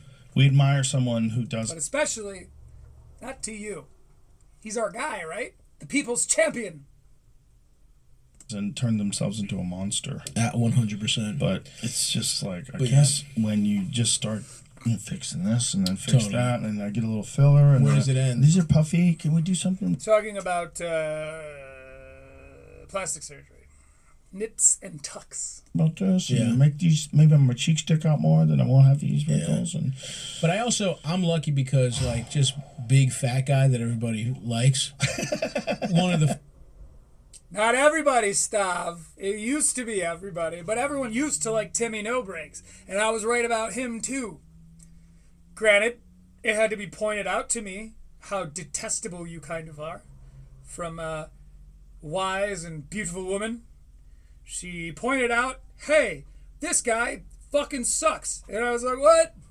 Really? I'm out of Red Bar. There's no more Red Bar to listen to. So I'm like, okay, I'll start listening to these guys. That's literally organically how Critical Leaks, the show, started. This version of my channel started. It was just like we were out of Red Bars. And so I was like, I like this stuff. This kind of reminds me of watching a Red Bar. I'll watch some Soder. I'll watch some Stav. I'll watch some blank, blank, and blank. And I was like, these guys suck. I hate these fucking dudes. This is driving me insane. Like, I can't believe everyone in their comments is like, yay. There's no one being like, fuck these fucking guys. And not Joe Rogan or Tony Hinchcliffe or Bert Kreischer or Brendan Schaub, who, by the way, haven't heard hide nor hair about them in months. Oops. But it's these guys that everyone, including Redact and Podcast Cringe, all love. And it's like, that's why it happened. Because I was watching this because I ran out of Red Bar and was like, someone has to be saying how awful these people are. There has to be somebody who's going, fuck Stavros Halkias. He is a self-described dirtbag and worse. Like, he's lying, he's grifting, and he's pretending to be something that he's not. He's a bad friend. He misportrays history. And frankly, I don't know that he actually has any convictions or beliefs beyond, he likes pussy. He likes getting his dick sucked. A little piece of pussy. Fucking best guys to be. You know what I mean? You don't have to look good. You know, like, Right. I never have to worry about that. I just have to, like, stay alive long enough to enjoy it. You just gotta stay funny. I'm not going to make a joke about that. Yeah, you don't want to be the bitter fat guy. That's a tough guy to be. Yeah, but the funny fat guy, it's a great gig. Great gig. One of the best in the fucking universe. Everyone's like, Okay. Sure, he's a funny fat. Okay. Well, anyway, they're probably, they were smoking some cigars. Good time. Earlier they were smoking some cigars. So clearly they're about to bust out something else, right? Because Stavvy, every time he goes on JRE, he gets way too high. He's sitting there for 3 hours, smoking weed the whole time. And he says a bunch of shit that he can't believe that he agreed with. He's just nodding along to some anti-immigrant rhetoric. Oh my God, stop. That sounds so true.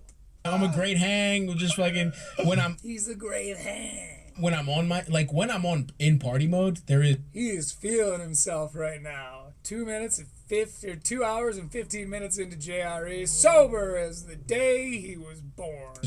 We're eating like animals. I know the best places. I get fucked up all the time. But now I'm like, I know all the best places. I get fucked up all the time. We fucking fucked up. Survive the road. Let me stay sober. So you stick Get a little piece of pussy. and sober, and you're trying to exercise. Yeah, I'm working out. My little brother, actually, he started a gym, Odyssey Strength, in Maryland.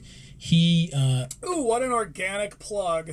We did some video series, like over the summer, we did like a workout. Normally Joe doesn't like this kind of a thing. I think I saw it on Red Bar, or like most of my life. I saw it on Red Bar, where he was, I think it was Patrick Bet David. brought on a bunch of like gifts for Joe Rogan, but most of them were like product placement for him. So Joe, from what I've seen historically covered, is not a fan of this like covert plug thing. I don't know how he's gone this long by like denying in his own head like this is why people come here, but okay, whatever. So Stav's plugging his brother's gym out series together. He's a great trainer. He really. Let's look that up. We did some video series at the gym, Odyssey Strength. Odyssey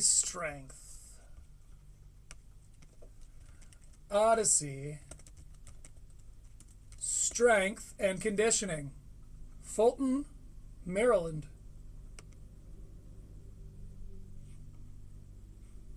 Ooh, we got some reviews. They have 63 Google reviews, full on 5 stars.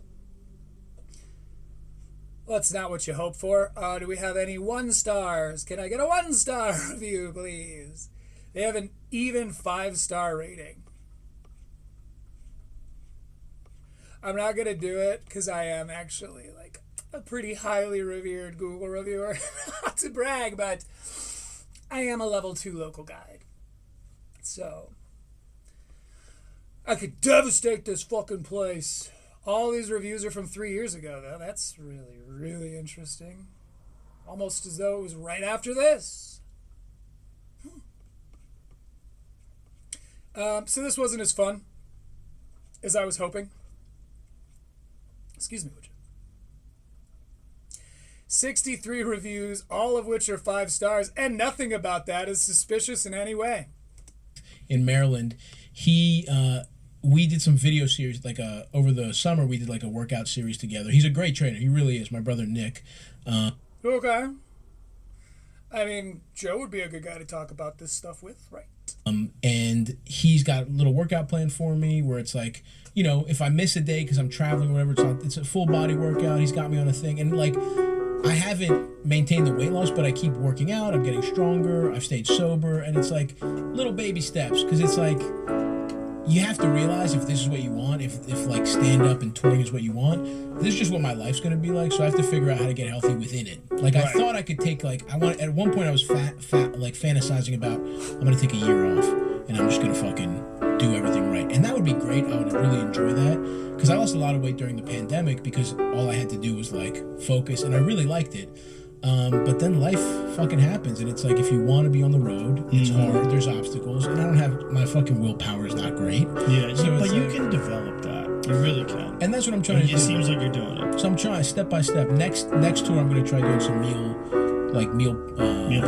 delivery stuff to like the hotel, and just like that's a great move. That's the next move. So step by step. And my brother's a really good move. He's been great. Like it's really nice to have like a fucking health professional, like a guy who's as a brother. That's amazing. Brother. And I feel like a dumbass for not, we've had, for not reaching out. Like he was like, why didn't you hit me up on the road? He was like, because when we went back, like when I went back the summer after, I was in great shape for me after the pandemic, and then I toured for the whole year. And dude, it was like, when I went back, I was like, let's go, bro, let's get jacked. He was like, you're not even touching weights. I was fucking opening bands up. I was doing like fucking. Oh, he's very smart then. Yeah, that's good. No, Joe's being supportive. He's letting him plug his brother's gym on his big ass podcast. He's great, Nick. He's being like, your brother knows what he's fucking doing. Joe's been working out. It's time immemorium. Nick is fucking Nico Halkias. Check him out. Check out Odyssey Strength. Yeah, a friend of mine decided to start. Joe was hitting the gym before the internet existed. Think about that. Start working out. Went to this trainer. Got 3 hernias. That's it. That's. He had a buddy who went to the trainer, got 3 hernias.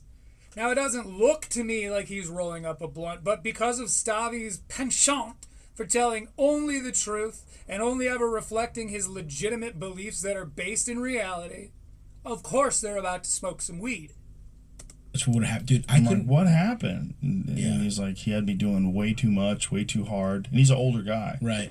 Now he's kind of fucked. Yeah, dude, my brother had me doing like the kind of workouts really an old woman does. Yep. I was looking up some workouts the other day for me.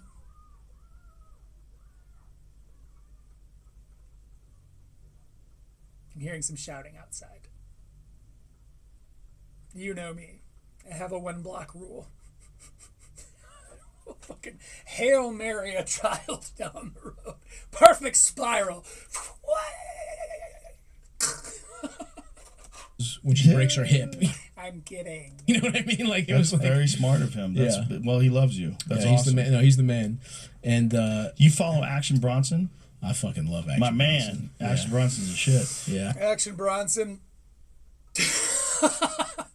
Action Bronson is the one who understands that the villain from Big Mama's house really knows how math works.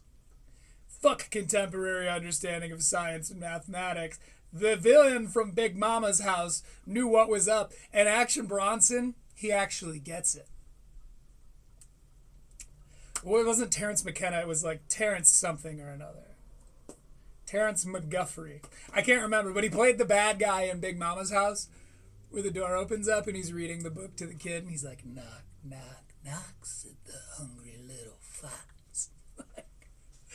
Big Mama's house? Martin Lawrence? It's fucking classic. So the bad guy from Big Mama's house has his whole theory that, like, 1 + 1 doesn't equal 2 or whatever. Equals 3 or something insane. And Action Bronson, maybe it's not insane, maybe it's smart. But Action Bronson, who also might be smart, he gets it. It actually makes sense to me, like, I get it, you know? And Joe's like, yeah, it's pretty crazy. And Action Bronson's like, no, but it's the right kind of crazy. You know, I get it, dude. I worked out with Action Bronson when he was here.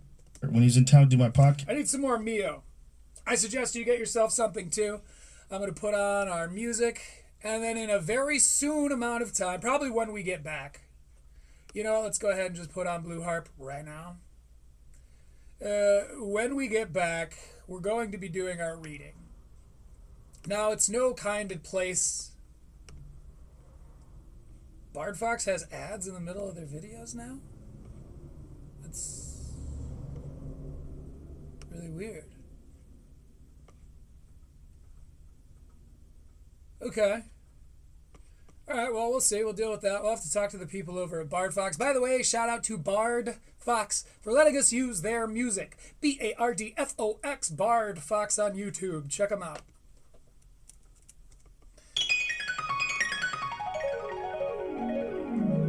We'll be back, and we'll be doing our reading.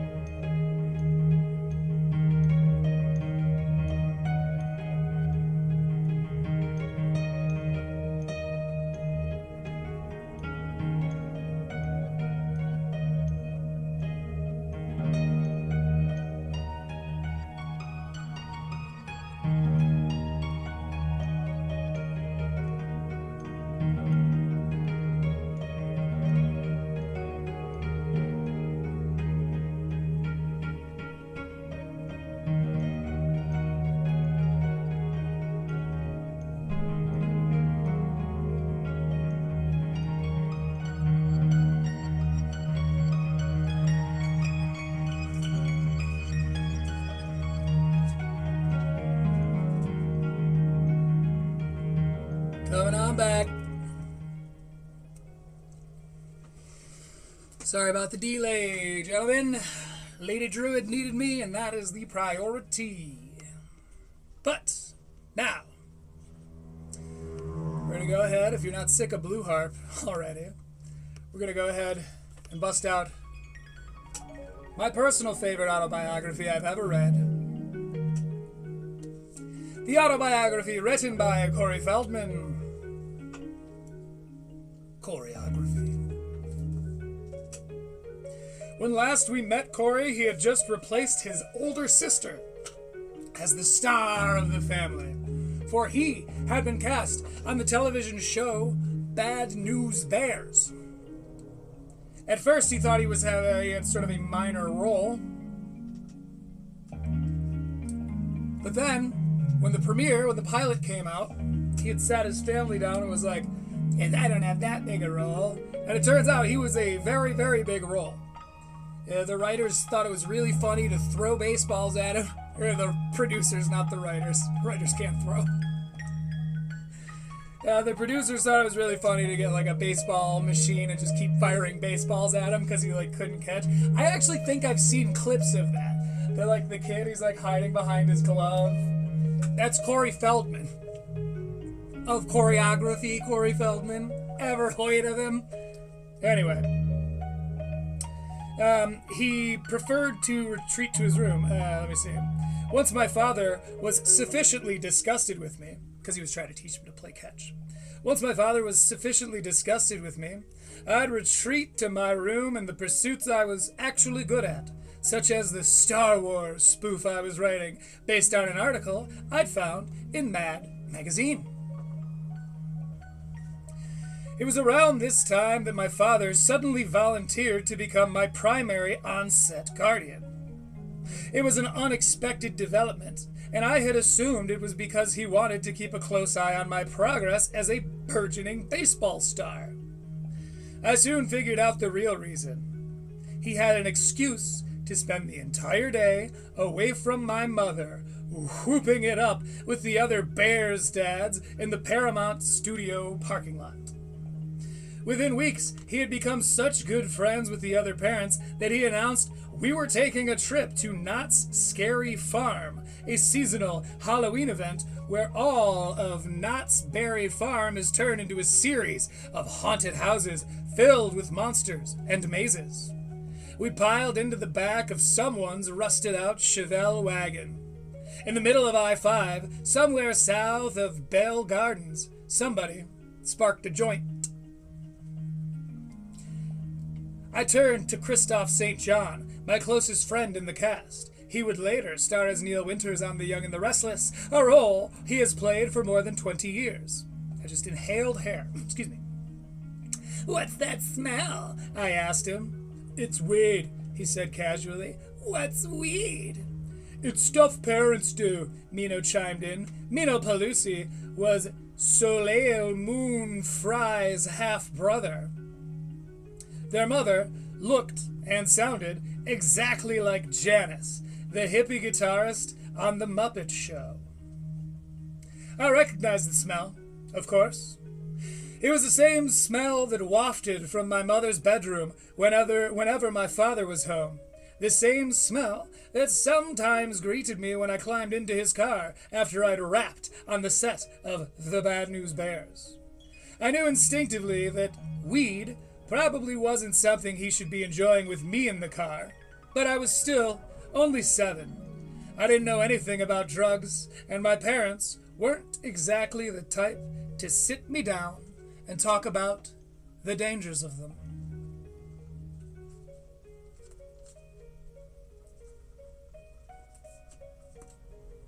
This has been a reading of the autobiography written by Corey Feldman. Choreography! Alright, choreography. Things are hotting up. I don't know if you ever had a drug problem, but if so, then I think what we just read was some foreshadowing. Anyway, speaking of drug problems, let's watch Stavvy as he said he's going to get high on JRE and nod along to some crazy shit that, like, you know, because that's the JRE experience. in his experience. Cass, we went and worked out at the Fuck yeah. By the way, we're going to go over like 10 or 15 minutes extra, probably, depending on where we land on the Stav stuff tonight, because I feel bad for making you all wait. Like I said, Lady Druid needed my assistance. Jim, that dude gets after it. Yeah. We did a kettlebell workout under John Wolfe, and he fucked. They're talking about Action Bronson. He said, I worked out with Action Bronson when he was here. We did a kettlebell workout. LOL. Just because it's classic JRE material. Did you also have some elk meat and go bow hunting? He gets after it every day. That You remember that? You remember those days when that's what he would talk about? Instead of like the woke. He was still talking about the woke then too, I guess. No. guy does. That's- and he was so much bigger than you. Yeah, he was so big and so unhealthy, and he had a kid, and he's like, I gotta fix my life. No, I get that. And honestly, beautiful. I love that little story. And like, I do think, as much as I don't think I could take a whole year off, I am really looking, like, even this winter, I'm taking 4 weeks off, and I'm just going, just all health before the tour starts. Damn, that sounds like a good winter. I'm just kidding. Stop, never stop. And that'll be fun. I don't want you to disappear like Brendan Schaub and Bert Kreischer. And that's because I listen to the expert. Gentlemen, when it comes to matters of tact, I don't allow the expert to think for me, but I take the things he says, his pieces of advice, the strategy for the approach to this kind of thing, with a great deal of reverence, as I believe you should too. By the way, I have been looking. I'm going to go through, because I'm a Scars Club guy, I'm going to go through, I think, season 22, because there's like 9 episodes on season 22 of Red Bar.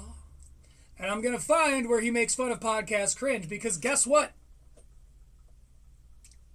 You can't find that on YouTube. None of you fucking clippers, none of you fake-ass fans, none of you bunch of fucking poser fools posted because you didn't want to piss off podcast cringe because he's your new fucking daddy. He's not the daddy. Seriously. Type it into YouTube yourself. Red Bar calls out podcast cringe. 0.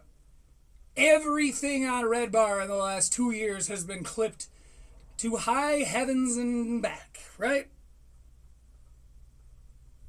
So why no one talk about this? Why no one talk about how the expert didn't respect podcast cringe or podcast cringe's approach to all this? And then we can apply what he's saying about podcast cringe to the things that American Redact is continuing to do, following the podcast cringe model.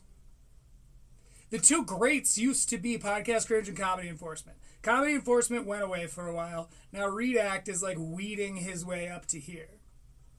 But if you do want to see some good coverage on this, check out The Good Rant, who's got, I didn't know this, The Good Rant has like 20K, is 1/10 the subscribers of Podcast Cringe, and 100% more informative, more based in reality, more objective reporting.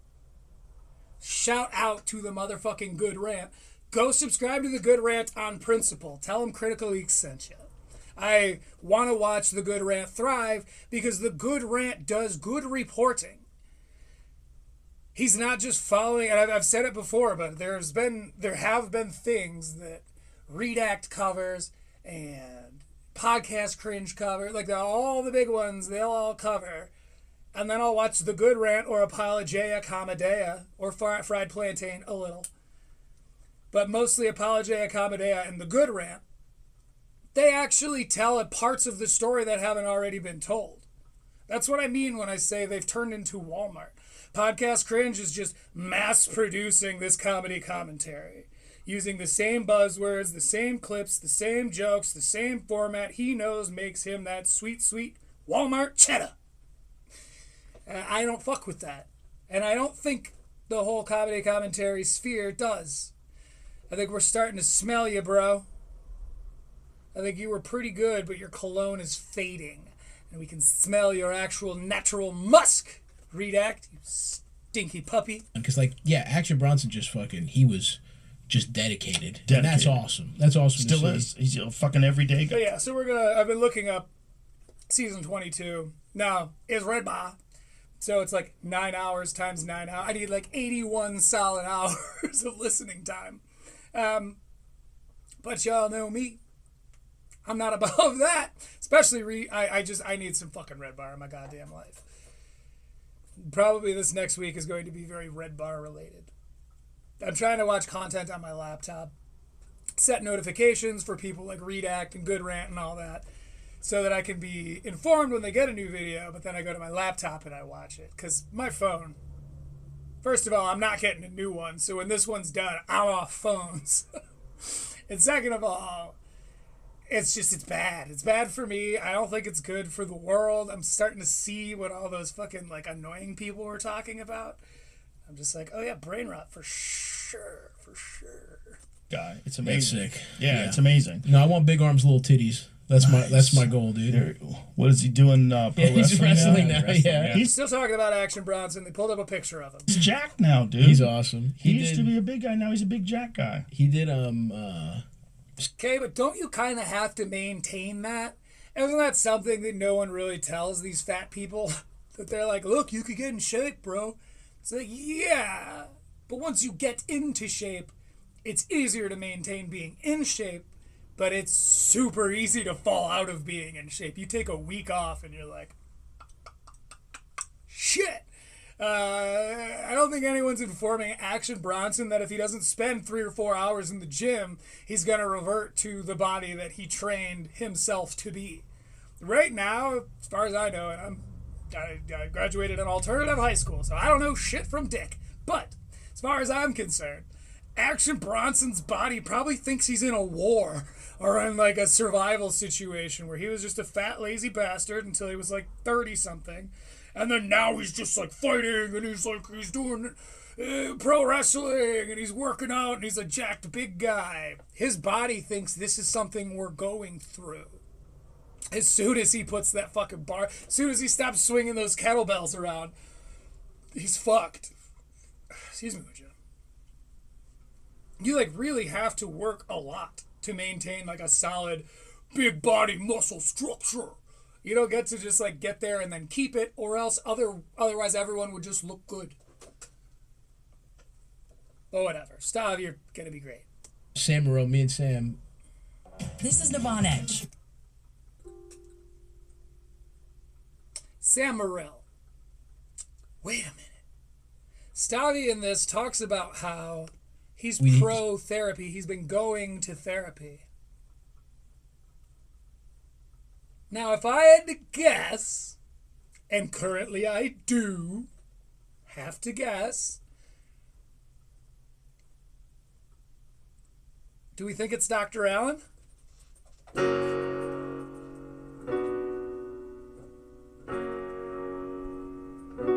Do we think that Dr. Allen is the one in Stavvy's ear?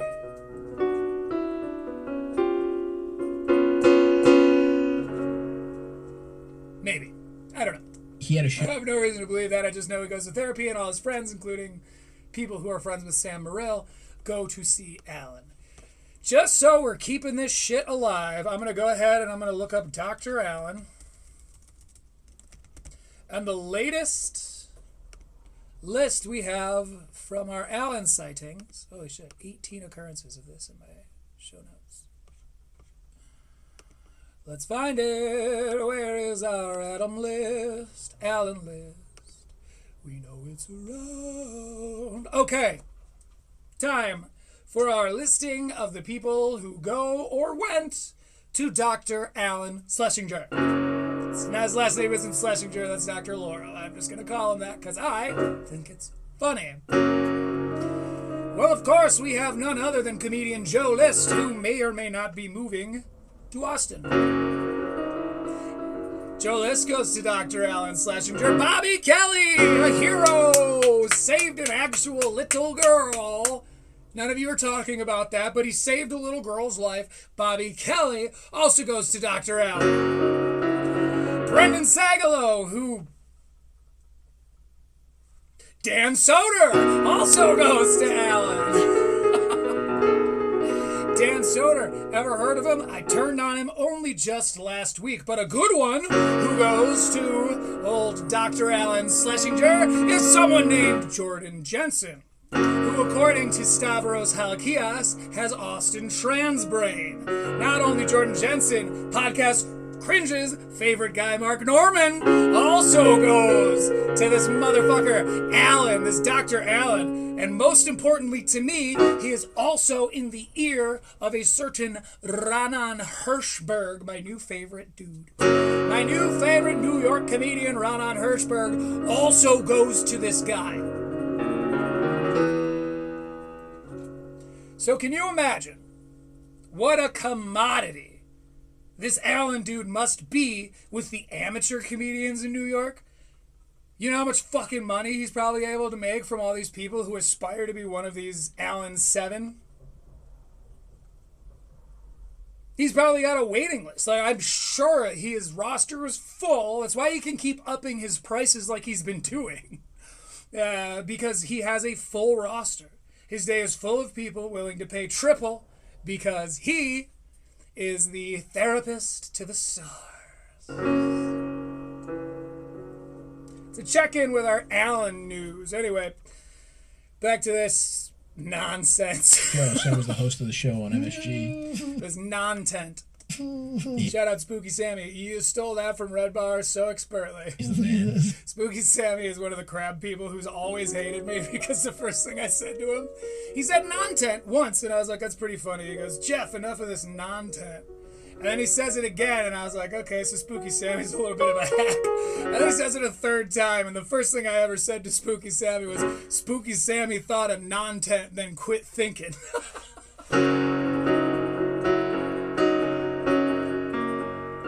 And some dudes just can't get over when you burn them like that.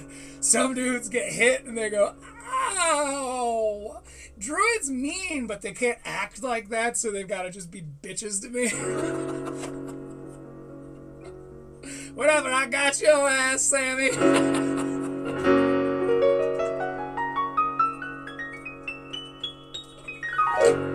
Whatever, shout out Spooky Sammy. Shout out to the crab people. Love you most. Some. Love you some. By the way, where's Shiv? Where's Midnighters 34? Where are my homies? Adam's one of my homies. Comedy Mothership's one of my homies. Where are the rest of my homies? I thought we were buds. Yeah, I had to get out of there kind of quick. And I have my reasons. And if you ask me directly, I may actually address them. If one of the crab people asks me directly, I may address it. I have my reasons. And it's not because I don't love Jeff Crabtree. I truly do. In a weird way, I see a lot of myself in Jeff.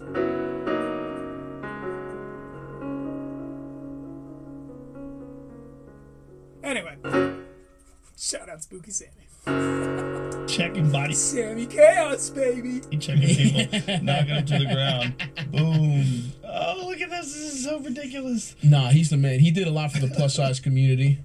Well, he showed you there's a way out. Yeah. You can become healthy, so much healthier. And it'll just stay that way forever, and you're not straining your body in any way, and you're probably not shortening your lifespan. Like, do we know, is it good for fat people to go to the gym and get, like, ripped? Losing weight, sure. But instead of losing weight, turning weight into muscles, is that good for us? Do we know? I don't know. Maybe. I give Stavros a lot of shit for being a plus-sized American, but, you know, anyone that's trying to improve themselves, I'm inherently rooting for, even if not consciously. So if he's actually trying to look better, which, what is this, 2022? December of 2022, Stav looked pretty good. Probably going to stay on that trajectory, right? What's this thing I'm poking here? Boop. No, him and Ethan Suplee. Ethan's a fucking man. Ethan's I love a that man guy. too. He's a guy that I told him, I go, if I saw you today, I'd be like, that's the guy I avoided in jiu-jitsu class.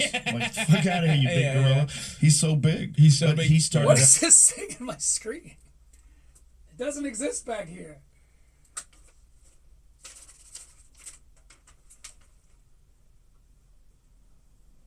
Out like Goddamn space cakes, bro.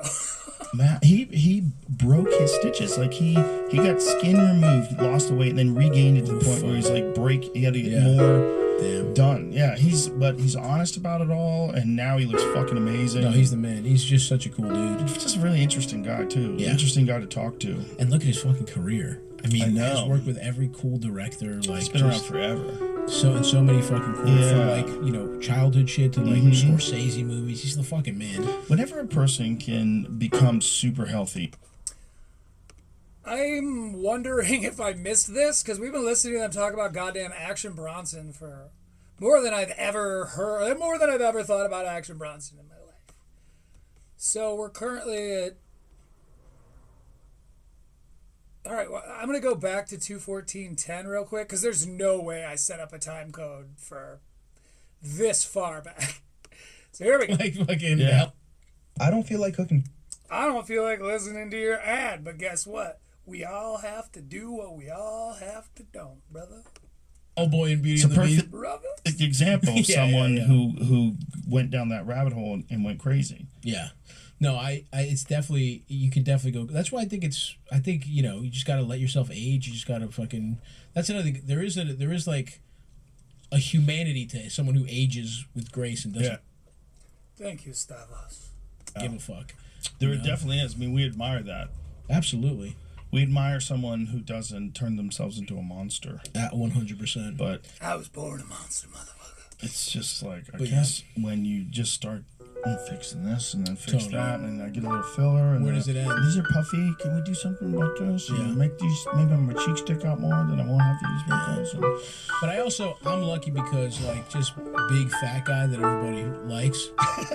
One of the fucking best guys to be. You know what I mean? You don't have to look good. You know, like, Fuck that. All right, we'll go to the next time code. The point is that I still don't see any smoke. The only smoke I've seen this whole ass episode was some motherfucking cigar smoke. So next time code, we're going to 23144. 23144. 23144. 23144. like well, the way you become a part of a system, right? Yeah. And you have to work on this thing that the system is creating, and your other stuff is Sure. all on the side now. And it's not as including your lucrative as stand-up. it used to be, you know? No. Like, it used to be, it made sense. Right now, they're talking about the old world media. They're talking about how it used to be that you would try your best. As a comic, you would do your best to land a sitcom. And if you had the sitcom named after you, well, that was the height of comedy at the time. Your Seinfelds of the world. Your Tom Rhodes of the world. Shout out Tom Rhodes. Who? You're probably asking yourself. Well, that's not your fault. Tom Rhodes disappeared. I don't know what happened, but he blew his motherfucking shot. They put out like one season of this show, which I think was called like Mr. Rhodes' Apartment or something. But Tom Rhodes was like a 90s comedian who really truly had his own fucking sitcom. But it didn't go the way of Seinfeld. Did it, Tommy? And I think I started looking into Tom Rhodes because I want to say I heard him talk shit to the Patriot. Spoiler alert, that's where I get a lot of the guys I hate personally. I'm like, you were mean to the Iron Patriot, I'm going to be mean to you forever. You'll never be rid of me. Remember my whole thing about bullies? You've just given me an excuse to be shitty to you, you fool! Because it's like, yeah, you get that fucking check, you're good. And when I inevitably step on other people's toes when they decide that they want to try to make me their fool, well, then the cycle just keeps on a spinning, doesn't it? Redact. Well, it used to be if you became the person who the sitcom was named after, like Roseanne or Seinfeld. That's the fucking top of the mountain. Unless you're Tom Rhodes, in which case it's just higher up from which to plummet. It's true. Then you're set for life. Yeah, I mean, I think what I like doing on this one, so it's Stavvy's World. It came out of like I was doing an advice show over the pandemic because I didn't. Ooh, a little bit of origin stories to Stavvy's World. Let's hear about it. It came out of like I was doing an advice show over the pandemic because I didn't feel like I was near an audience, so I did it on Twitch, so it was live, and people would call. Let's be honest, that fucked a lot of us up. I was performing every single weekend leading up to pandemia. Gigs, bands, friends. I did things outside. I was never inside. And then pandemia hit, and I was in Michigan, where I was like, you cannot go outside. Do not fucking go outside. You might kill someone if you go outside.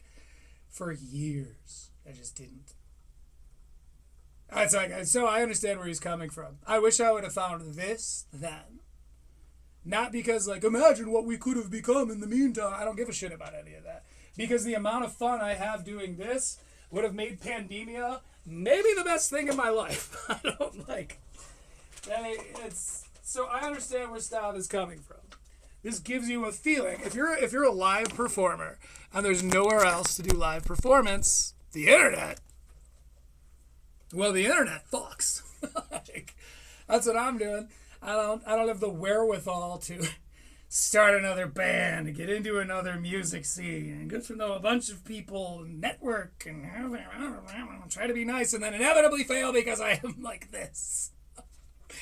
You know, so I'll play some open mics. I love playing live, but largely, like, I'm doing what Stav is describing right here and now. That's what you're feeling. I've been a performer my whole life. I've always been on stage, you know, being the singer, being the front guy, being the front man, whatever. And after pandemia, just that world died for me, and now we're here, my friends, and I couldn't be stoked on it. Because now I've just had way too much Mio and can't hold my hands straight, rather than, oh shit, I accidentally blacked out before the sun went down. All in, and I wouldn't screen the calls. I had a producer, and so I would just respond to whatever questions people were asking off the top of my head. Mm-hmm. And it was like I got to kind of experience a live show. I got to kind of do crowd work, and there's 600 people watching on Twitch, and it felt kind of nice. And then I realized I kind of liked it. Like I liked the advice part of it. I liked kind of, sharing my perspective with people. And then I would interview my friends, comedians. Sorry, I got distracted by the idea of who did Dan Soder call out? Do we think it was Big J? Do we think it was Stav? I'm reminding my future self to go see Soder and then ask him in person. And if he needs to be paid for it, give him money, but I fucking need a selfie with Dan Soder. I'll change it, it'll be my profile picture. Selfie, please. It'll be amazing. Won't that be fun? Okay, tell me, would that be fun for you guys? If I just started posting, like, when I went to go see these people, and I just start posting pictures of me next to your favorite comedians? Wouldn't that be hilarious? I don't know why. I just think that'd be really fucking funny. And don't worry, at the end of the show, per usual, our punctuation mark will be the selection of an exclamation point, for we will be doing a musical performance. Nice. And then I realized I kind of liked it. Like I liked the advice part of it. I liked kind of, sharing my perspective. Oh, I'm not. Like I said, I was a Dr. Laura Schlesinger fan. Well, my mom was. So I listened to a lot of Dr. Laura Schlesinger in the car. And it was like this, they'd call up, they'd be like, Dr. Laura, pretty sure my husband's cheating on me. And she'd be like, advice. So that's pretty much what Stavvy does, only for dirt bags. With people, and then I would interview my friends. I know bags of doit. Comedians are all fucking, they have some kind of mental illness, some kind of hang-up, something. So it was always fun to interview a friend for like a half hour, talk about You're on the internet looking at feet. Their shit. Yeah. And then get Viagra Boy is stuck in my head. Must be Red Bar in the air tonight. Get into it with and then there was Red Bar in the air that night. The stars were bright. My day. Oh, by the way. Do I have this on these show notes? No. When we're doing more, I'll make this point. When we're doing more Redact-based stuff, so. False alarm, my mans. Just roast, voicemails or whatever. I was literally at the beginning of this going like, how are we going to cover 3 hours of just stop on JRE? And we're not even halfway through, so we may have to do some carryover.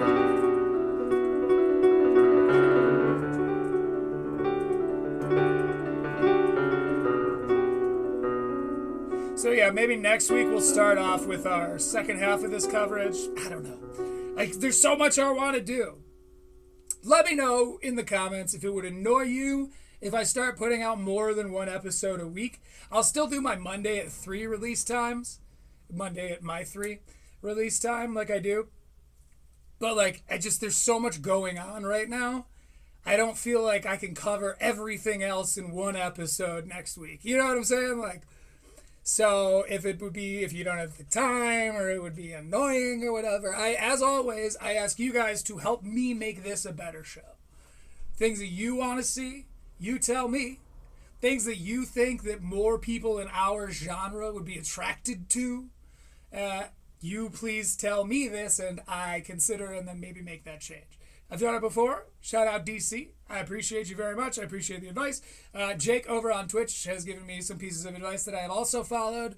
I want to make this our ship, and I want this ship to scare the fuck out of all the other vessels in the ocean once we finally take to the seas, me hearties. And it's a fun little like lovingly shit on your friend, like lovingly shit on your callers, and like, you know, and then also try and give some good advice. And so I'm excited for it, and it's cool. You know, it's like you know, it'll be a good. I got my best friend, like who I grew up with, to be the producer. He doesn't know. Nice. Shout out Eldis. I like Eldis. That's another thing, is you really see a lot about the way Stav is behind closed doors, because he's only ever shitting on his friend. And we all know that guy. That guy that like, oh, you know I love you, bro. I just give you shit in front of people. I just scratch you behind the ears and tell you you're a good boy in front of people because, like, it's funny. That's how we joke around, man. Yeah, or are you belittling the person who likes you enough to not call you out on it in front of people so that you look like a big dog? Stop. Like, it's like it's the way you treat Eldis is like, oh, okay, this is your best friend in the world and this is just the way you're programmed to talk to him. Sure, like, we give you know, me and the boys, we give each other shit, but like, I don't know, there's just so much of the Eldis content is based around Stav shitting on him in a way that's not a two-way street at all. And I don't think Eldis is a victim. I just think that it's indicative of a nature within Stav. I think that he has this weird bullyish nature. And when he knows he can say something, when he knows he's punching down, when he knows the thing that he's attacking can't attack him back, I think he gets a little bolder. And I think we've seen that a few times on this episode, where he's absolutely rolled over for JRE. We know that what it became okay to do was when he started fighting against the Austinites in the new right-wing Grift. It's like when it became profitable for him, he became a staunch leftist. But previous to that, he was just going with the flow, the path of least resistance, attacking that which would not attack him back. Nice. He has no idea how to do anything. Perfect. So it's like, you know, he's fucking shit up, but he's learning really good. But it's fun. It's really fun. And the last show was super Timmy great. Nobrink's We had a blast. And we made some...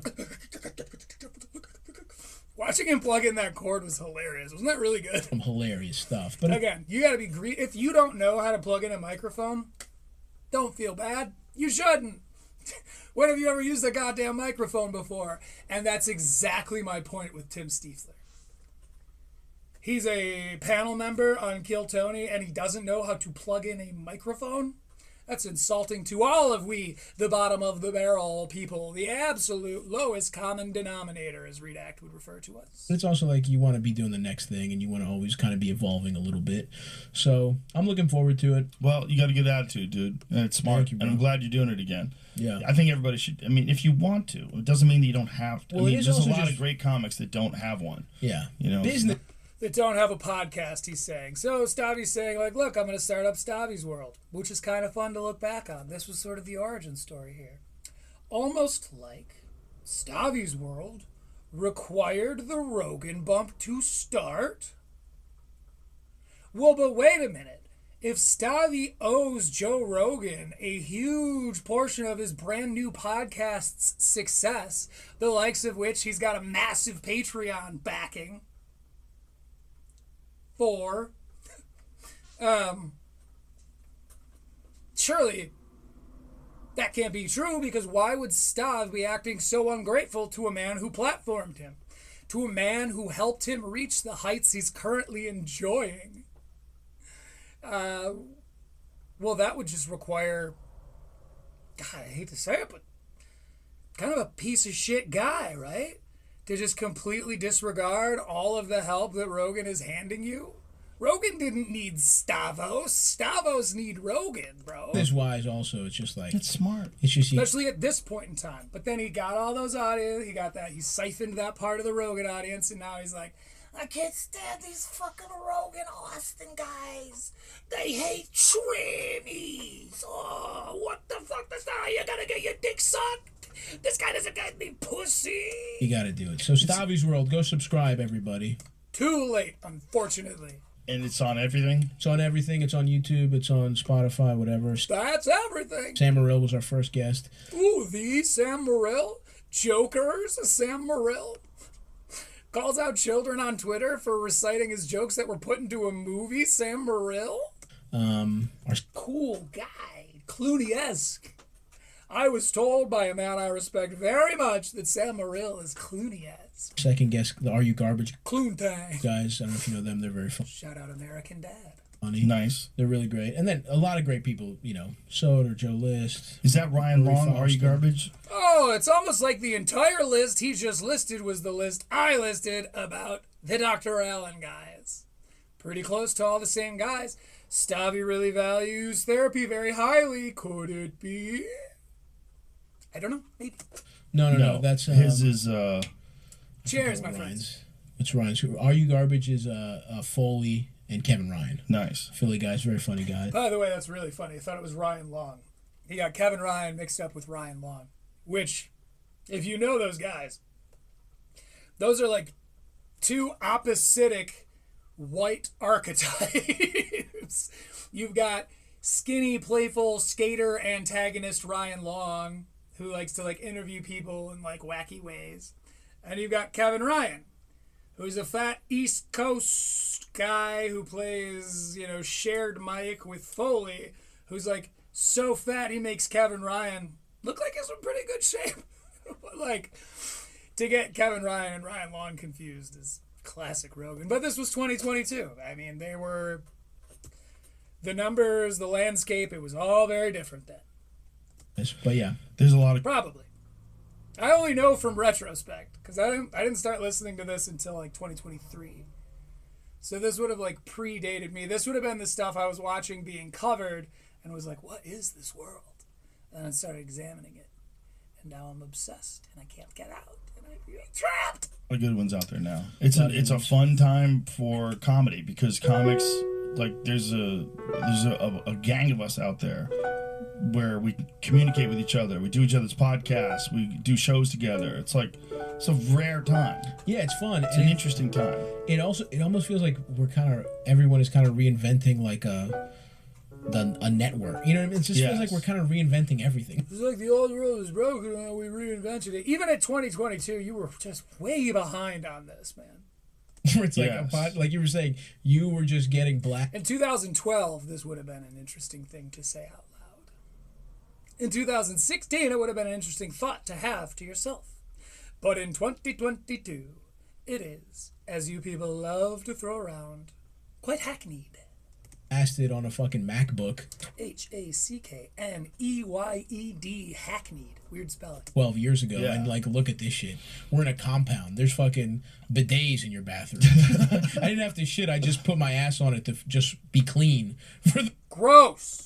Like I was like, it's fucking moved, and like even YouTube, I kind of feel like you know that is a butt that is seldom dry. You know what I'm saying? Stavvy, you got a wet booty. Hey, Stav, you got a wet booty on you. I just kind of started. I'm sorry. I'm kidding. I'm sorry. I did the voice. Throwing my shit up there just to see what would happen to prep for the special coming out. To prep. And it's like, now it's like there's a legit audience, and now I get to do fun stuff like make a workout series with my brother, and like, you know, that's not strictly stand-up, but it's funny. It's you do anything you want, man. It's pretty fun. If you're into fucking baseball cards, it doesn't matter. Do whatever the fuck you want. And that's Soder, it doesn't matter. Talk baseball cards. The thing about the... It's working. Again, I'm sitting here, just a nobody. Oh God, no, I don't know nothing about nothing. Oh God, no one, fucking A. I'm itty bitty. So with me giving all these critiques, I'm like, you're doing this wrong. You got I am, okay. as a Davidson, which is what I refer to people in the Mike David sphere, as American Redact coined. Yeah, sure, people in the Mike David sphere. Mike David sphere, sure, but those people are the Davidsons.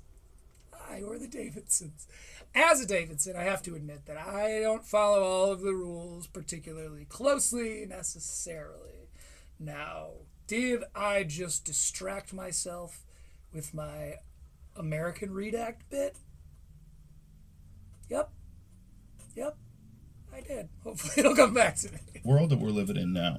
There's so much more freedom of expression, even though people are trying to clamp down on it and everyone's talking about censorship, and there's a lot of that too, but that just seems to be a part of the natural human experience. Like when people get into positions of power, they want to silence opposing voices. Those voices bother them. Doesn't matter if it's Republicans or Democrats, people constantly do it. And they always want to blame the left is always censoring, and then the right is always this. But it seems like it's a fucking normal human thing to do. And the internet is like one of the rare times ever where like a break in the dam. And just whoosh. That's right. I do think that's true, where it's like you can fucking find your, even if there's someone who's trying to quote cancel you or whatever, it's like look at Shane or look at whatever, it's like you can figure it out. A lot of people have a career despite those attempts or whatever. Really?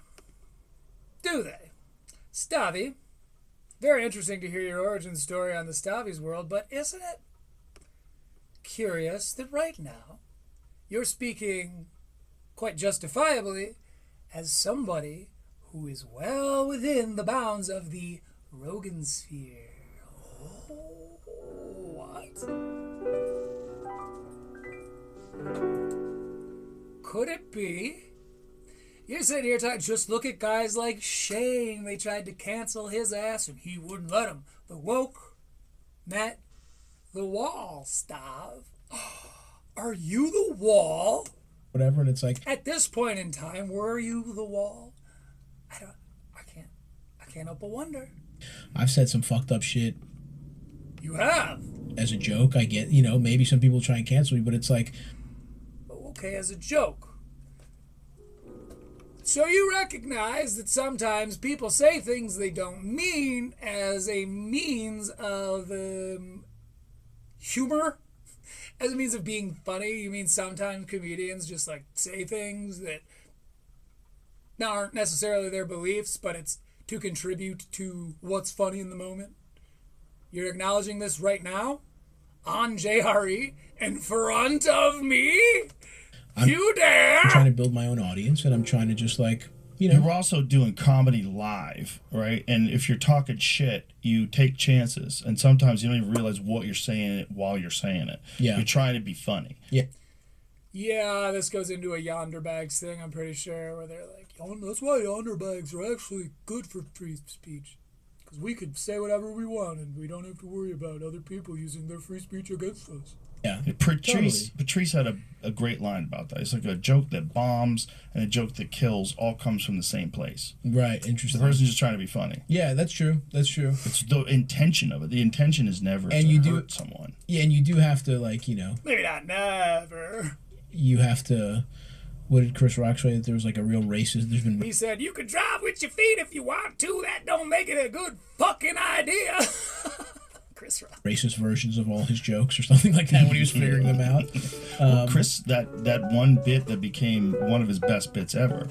Definitely the most quoted bit ever. And you've definitely heard if you haven't heard Chris Rock say this, you've probably heard someone else reiterate it in a way that wasn't, Chris Rock brilliant. I love black people, but I hate N-words. Sure. That bit is a fantastic bit, and apparently, he struggled with that bit for a long time. I've heard a lot of white people quote that, dude.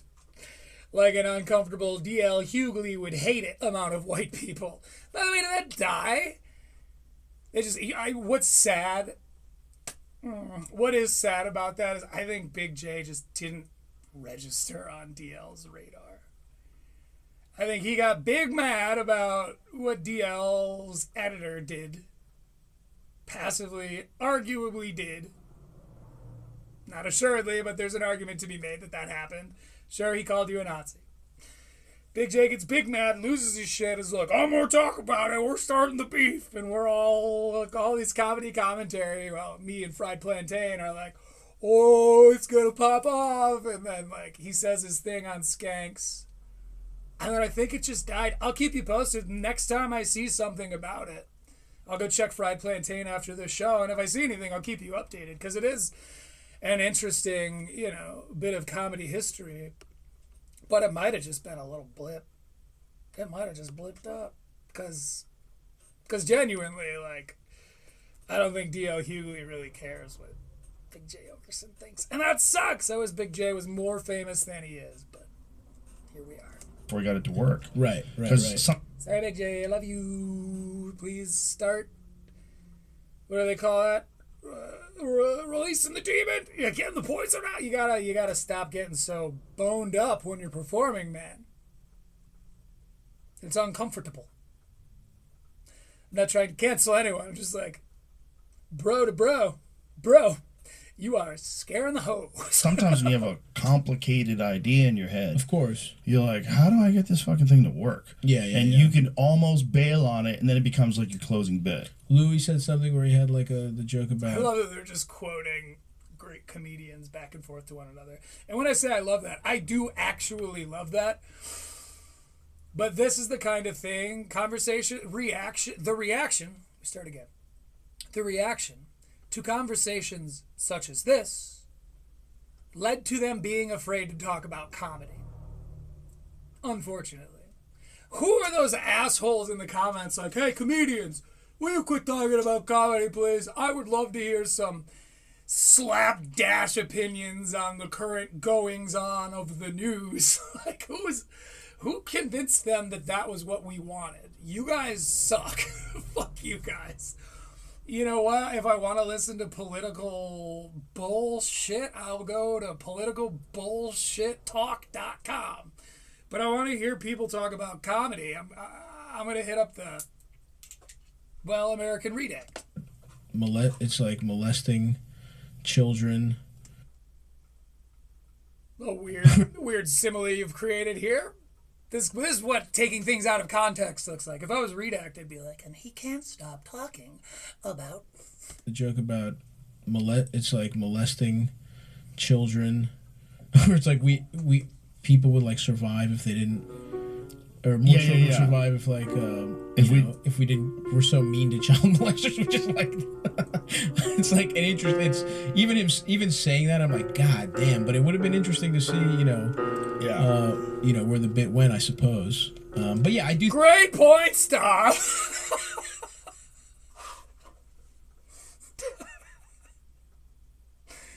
He goes, it's like that Louis C.K. bit where he says that thing.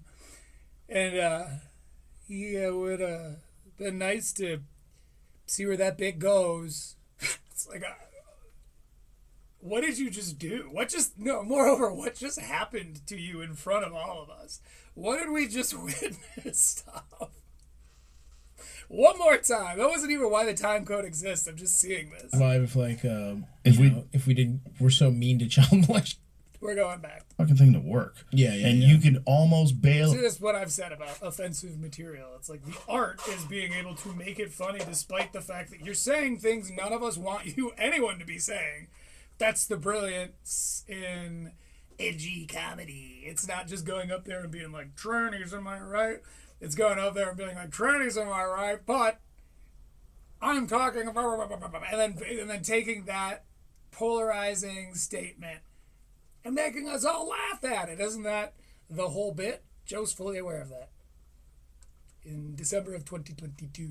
Your head. Of course. You're like, how do I get this fucking thing to work? You can almost bail on it, and then it becomes like your closing bit. Louis said something where he had like the joke about it's like molesting children. Or it's like people would like survive if they didn't... Or more children would survive if like...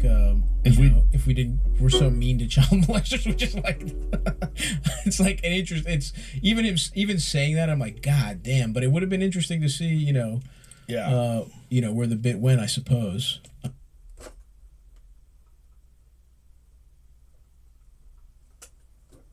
Okay.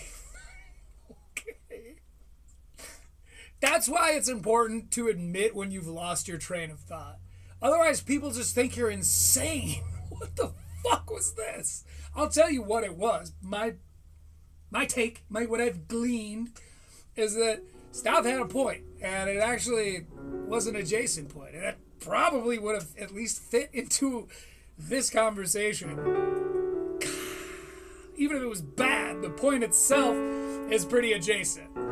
You can see where the two things connect, you know. Three holes, right, Timmy No Breaks?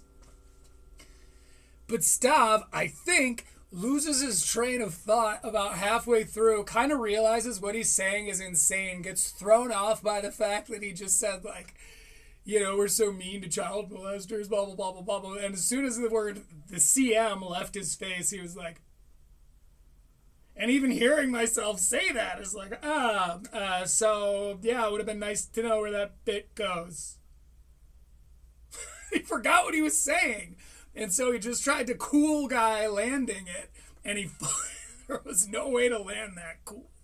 He should have been like, I don't remember what my point was, and I wish I did. This is a strange time to lose one's train of thought.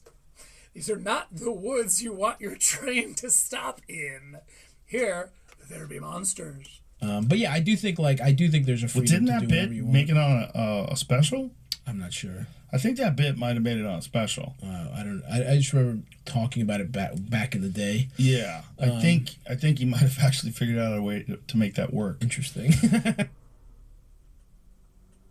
Okay. There are certain people with whom, if you heard, there are certain people with whom I converse that if you heard that, if you were a fly on the wall and you were just listening to the way that we talk, it is so tangential that I'd never be able to follow it on Critical Leaks. It's just this thing, oh this thing, oh this thing, oh this thing. You know, it's kind of part of that diagnosability. When you get two people who are diagnosed in the same room, they can really, really run with it. Which I think is what we just saw, only they had this crazy thing they were talking about. They both sort of forgot the point, and then they kind of just like, cling, cling, cling, like, it would have been nice to see what that bit, and didn't he finish that bit? No, I think it went to his, but that's funny, I guess the bit was, it's like, boys, what are we talking about? Yeah, well, he could do that. Very smart, boys. Yeah, but that's what he likes to do too. One thing I'll say about Louis,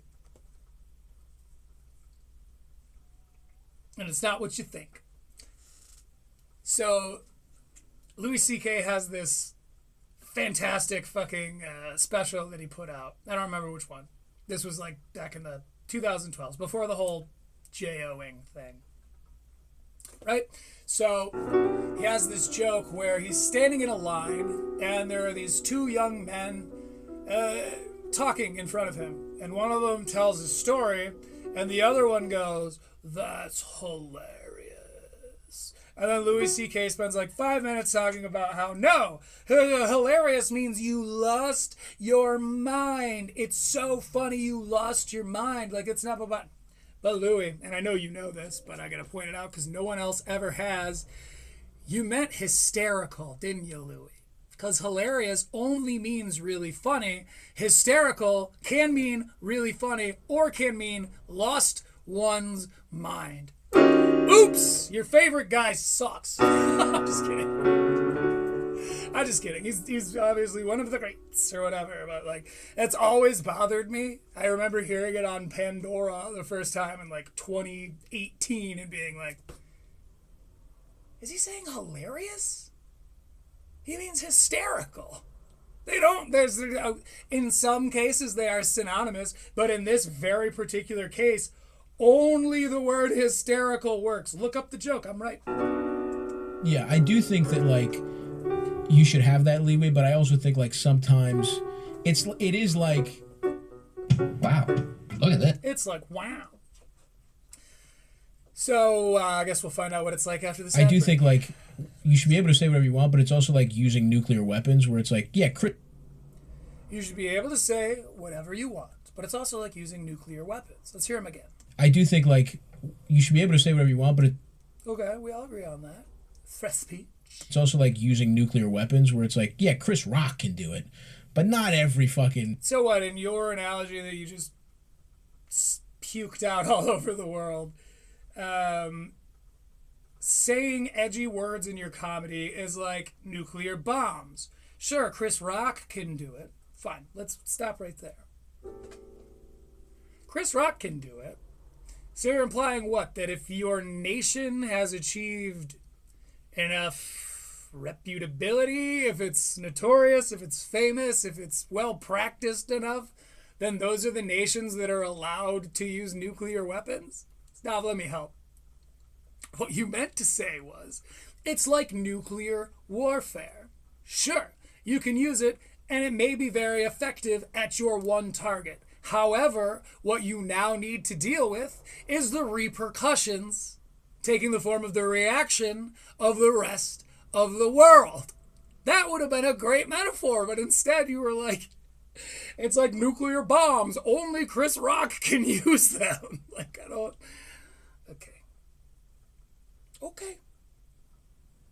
That is a bit of a Nate pick, but I'm here for it. Open micer can do it. You know what I mean? It's like that's what But it how is do they about. learn how to do it? They learn how to do it by stumbling. But they learn how to do it by trying, but with easier and falling stuff, flat on right? their face. It's right. like- but it's they like- don't know that while they're doing it. He's kind of got your ass on the ropes here, Stavvy. They learn how to do it by trying. Stavvy's like, well, you can only use those words if you're one of the greats. And then Rogan goes, well, but how do you become great?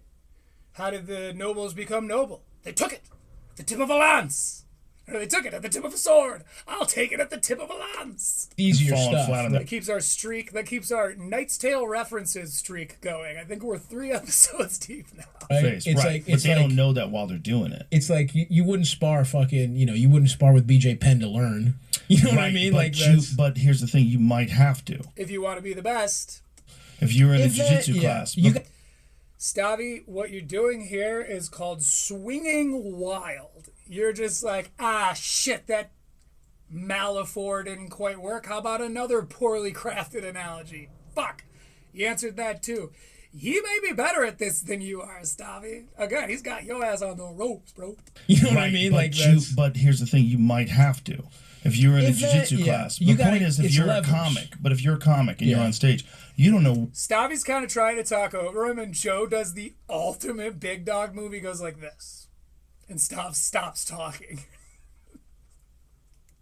You're in a If that- jiu-jitsu yeah, class. you The point gotta- is, if it's you're leverage. a comic, but if you're a comic and you're Yeah. on stage, you don't know what the fuck. It worked like gangbusters. Stavvy, you just got made to be a bitch. But, in your defense, you guys have been smoking weed. Oh, no weed has been smoked on this entire episode. Curious. Fuck you're doing. You don't have a coach. Right. You don't have a trainer. No one's showing you how to do it. And if you're a dumb kid, you're 21 years old, and you have this complicated idea in your head, you think you're going to figure out how to make funny in front of these people, but you fall flat on your face, you should still try it. That's Sure. how you learn.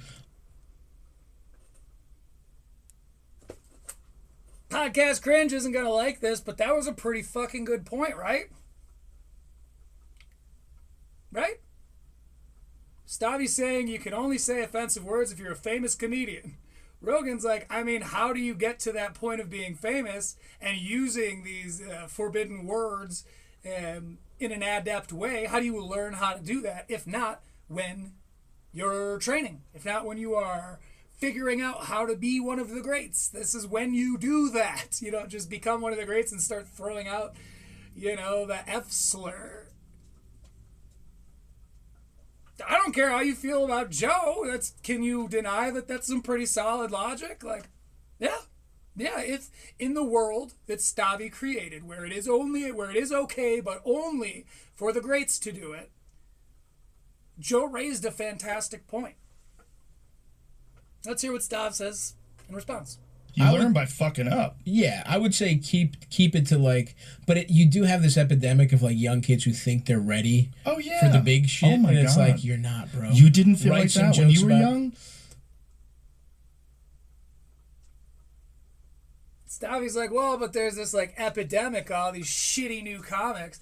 who think they can get away with it, but they can't. And Joe goes, sure, yeah, there are. But you weren't that way when you were young? Which, by the way, is a callback to something Stav said earlier in the episode, where he was talking about how he got headlined way before he should have, and that's what led to this, that, and the other thing. So Rogan is literally using his own story, Stavvy's own stories against him here. Oh, yeah. For the big shit. Oh, my and it's God. like, you're not, bro. You didn't feel Write like some that when you jokes were about- young? You I guess talked that's about true. how you did. I guess that's true. Damn, Stav, you were getting cleaned up, bro. I guess that's true, but I guess I didn't drop any N-bombs. I'll put it Yeah. there. You know what I mean? Like, that's Yeah, that's literally never one single time ever happened on Kill Tony. Never publicly. Maybe it happened and they cut it out. But like, okay, yeah. And again, no one is saying the N-word. That's crazy. That's why it was so funny that Tony Hinchcliffe was like, look, if you stub your toe, try it. It gives you 98% pain relief the moment you say it. It's like, that's so fucking funny. Because those of us who have done that before, we kind of know where it's like, oh, I know I shouldn't say that word. It's literally just the worst word I can think of, pootie pie. But like, but genuinely, it's like, no one is advocating, hey, we wish we could say the N-word on stage. That's just a misconception that's being used to demonize this movement. It's just not true, man.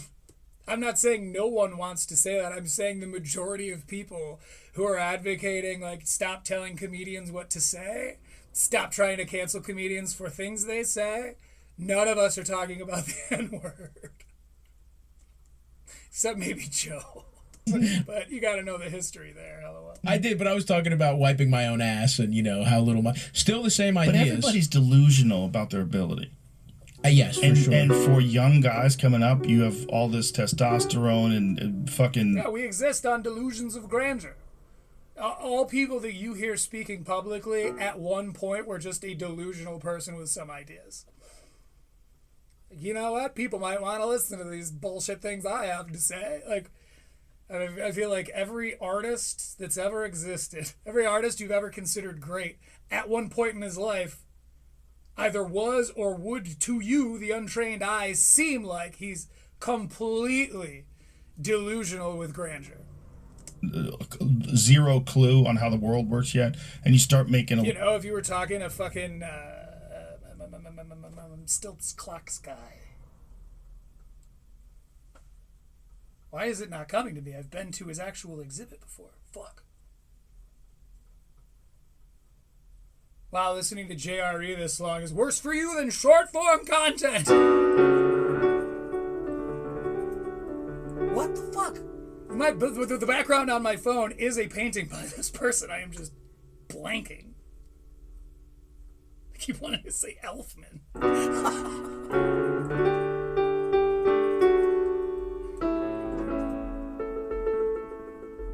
Salvador goddamn Dali.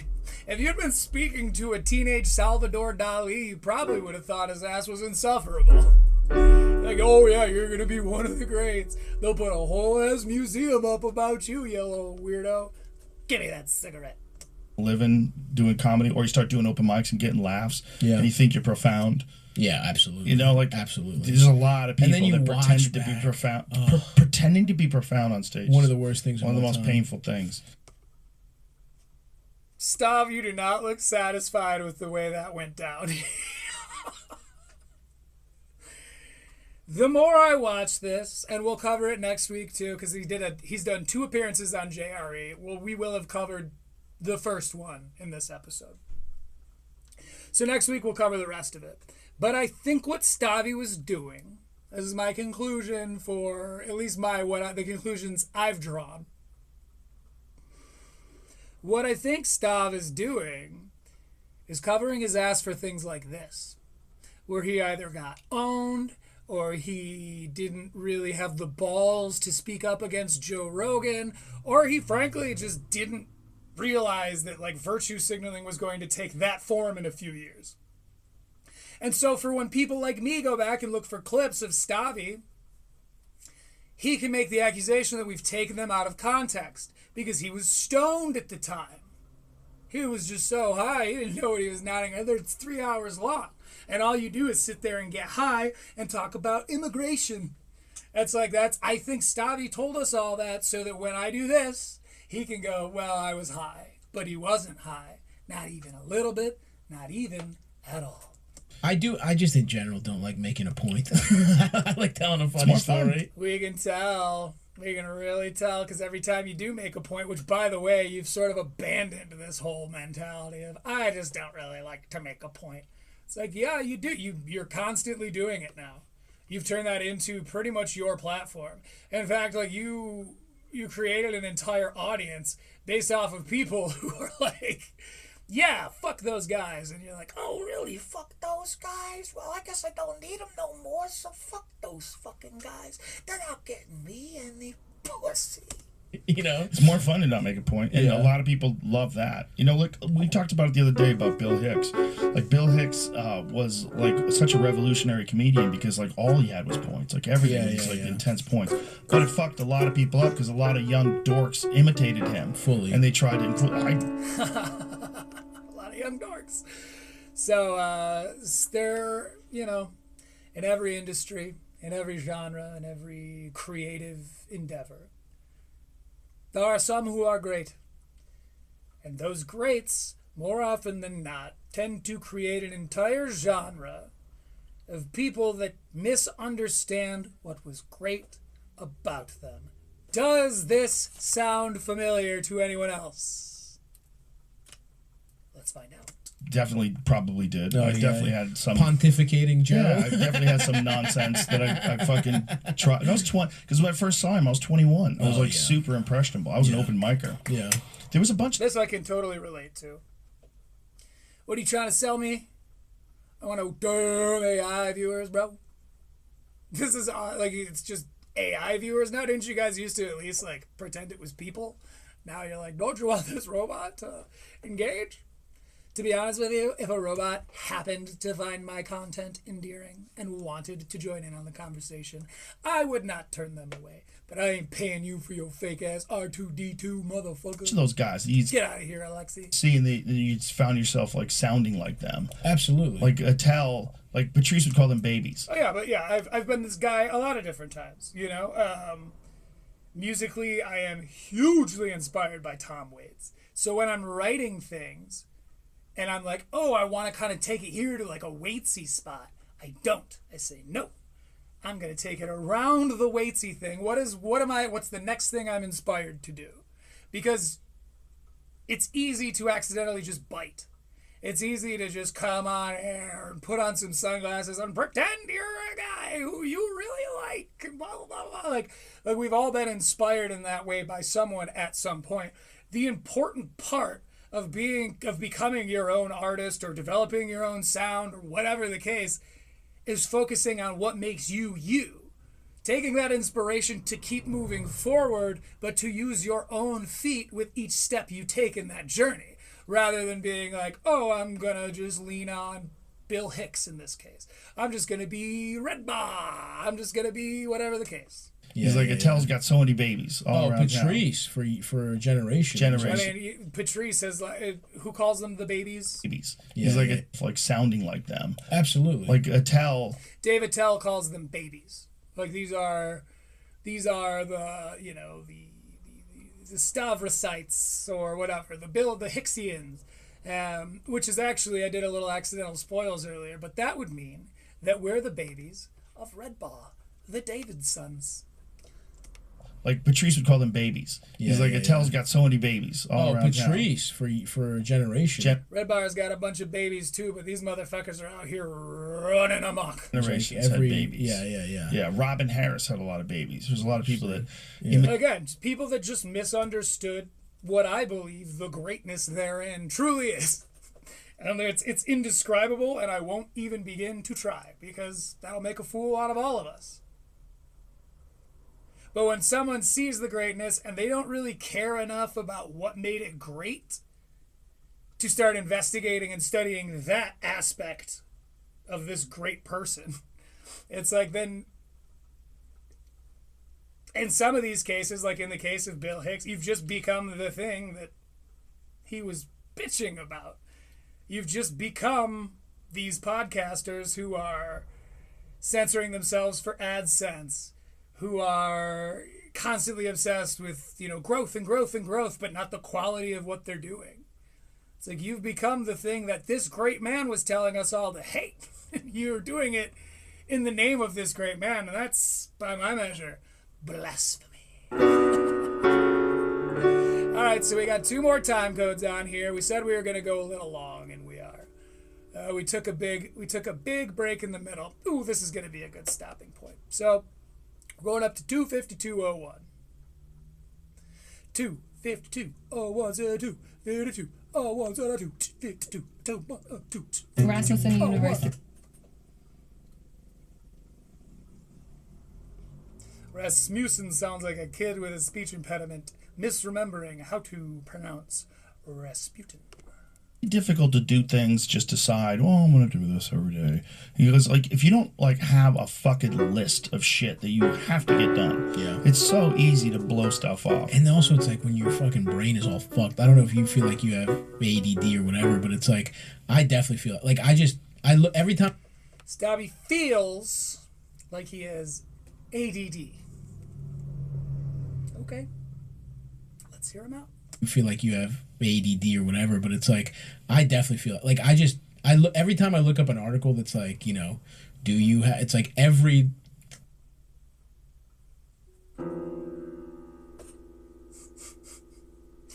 Every time you look up an article that's like, do you have ADD? Is that literally what you were about to say? And then you heard how dumb it was before it left your maw and you stopped? It feels like that. It also feels like a maw, M-A-W, is a great way to describe your mouth. Every time I look up an article that's like, do you have, it's like every part of it, it's like, I have that.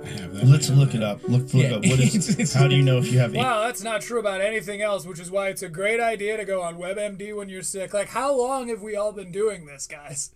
This is old internet talk. You can't just, you look up and I see, I have all those symptoms, so I must have the thing. It's like, yeah, I bet that's it. Oh, this is going to piss me off so bad. I remember this part now. ADD. What are the symptoms of ADD, Jamie?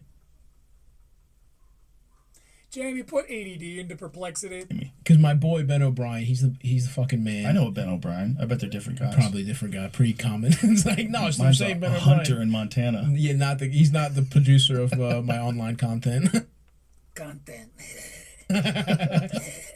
My creative producer. No, he's the man. Ben is so fucking funny.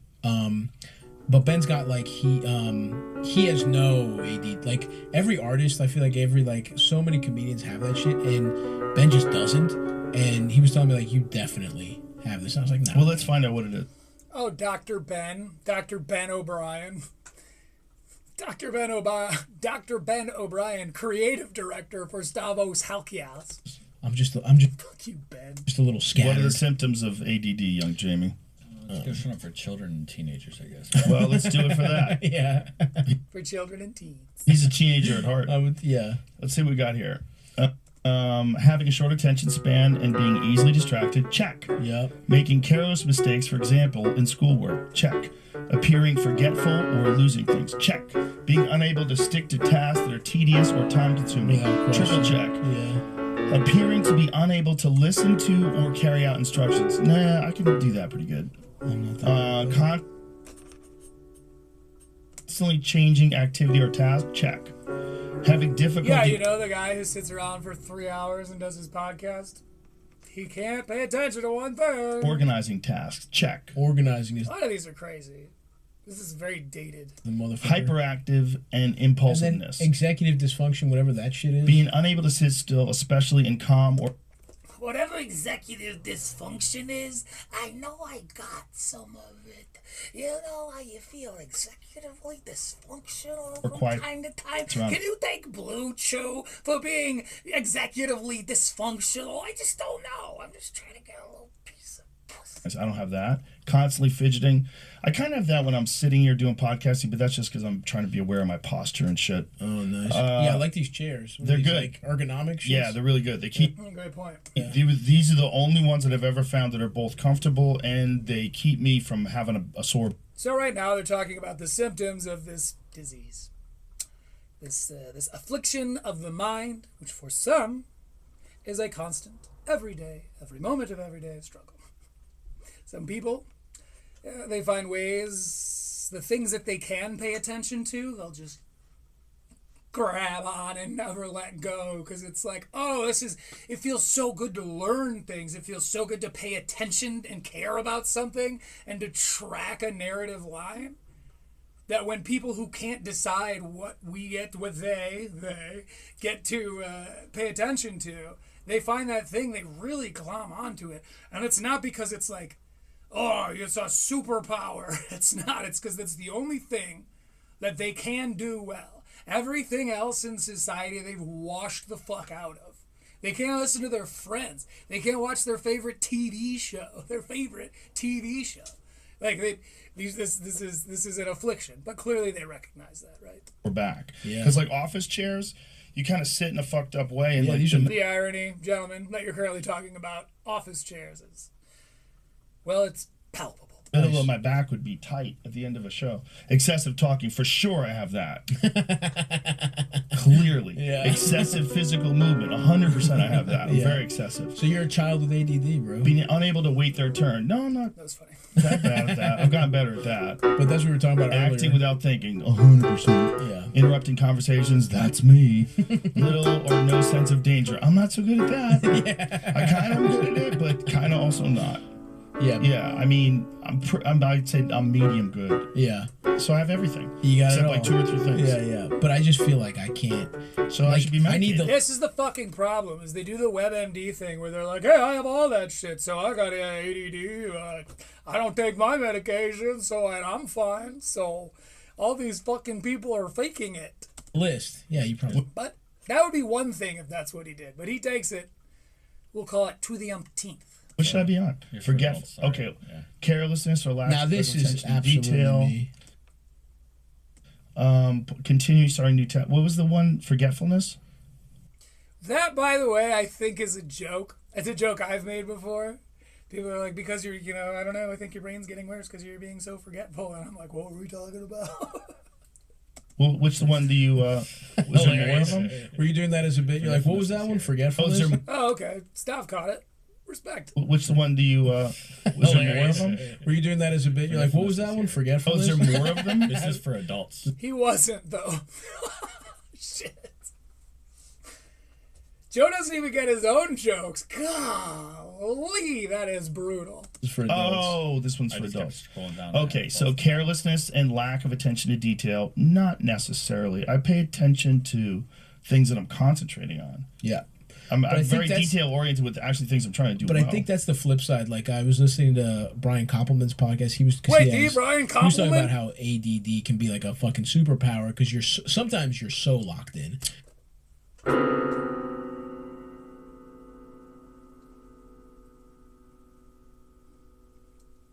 Is it a superpower, or is it just an impressive feat by a fellow human who refused to be defeated by the way they were born? Is it that, or is it a fucking superpower? It's like the people who call autism a superpower. It's like, well, they get fixated on one thing, and they get really good at that one thing. It's like, yeah, I bet they love that. I bet they love not being able to hold an everyday conversation in lieu of being very into trains. Like, calling ADHD a superpower is an insane move from someone that doesn't have it. That's my fucking point here. Okay. I'm not saying that neither of these guys have it. I'm saying that the way in which they're discussing it is fucking crazy. But beyond that, I think I'm going to begin the wind down of the show. So we're going to go ahead. We're going to put on some Blue Harp. I got to go pee. I got to go take a little horror's bath. Just kidding. I'm going to get some more water. And then we're going to do a musical performance.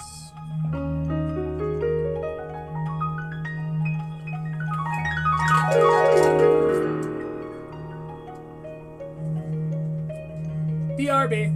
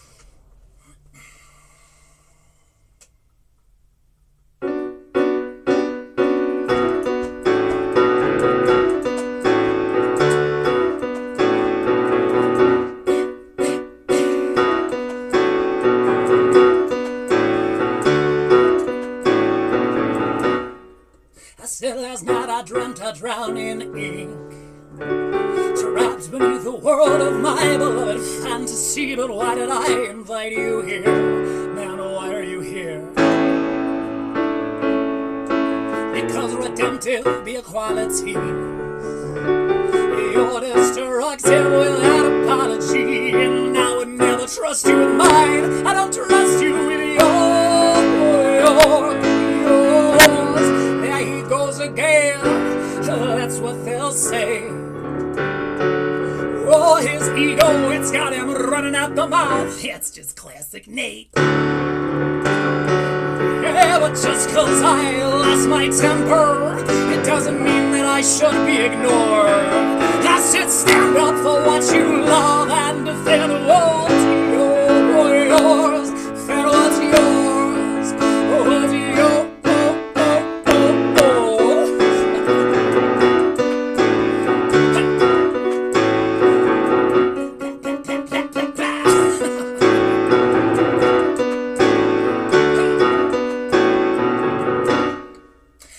Hurts, cause I miss you around. But when I look back, my anxiety abounds. And why did I invite you here? Man, let me be clear. Because redemptive be a quality, you're destructive without apology. And I would never trust you with mine. I don't trust you with yours. Here goes again, that's what they'll say, I'm sure. Oh, his ego's got him running out the mouth. That's just classic Nate, monsieur. Yeah, but just cause I lost my temper, that doesn't mean that I should be ignored. I said stand up for what you love and defend what's yours. Defend what's yours. What are you?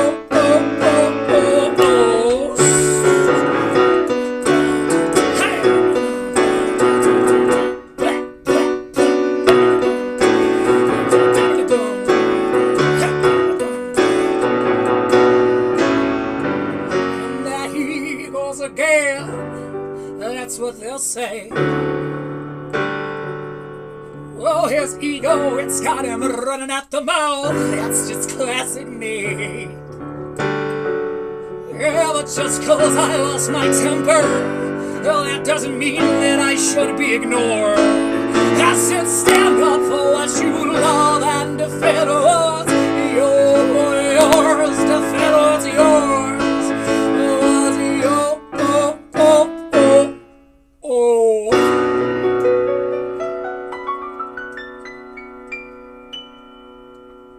Thanks, guys. As always, I appreciate you very much. Hope to see you in the comments. If you've enjoyed this, you know, all the likes and the subscribes and all that.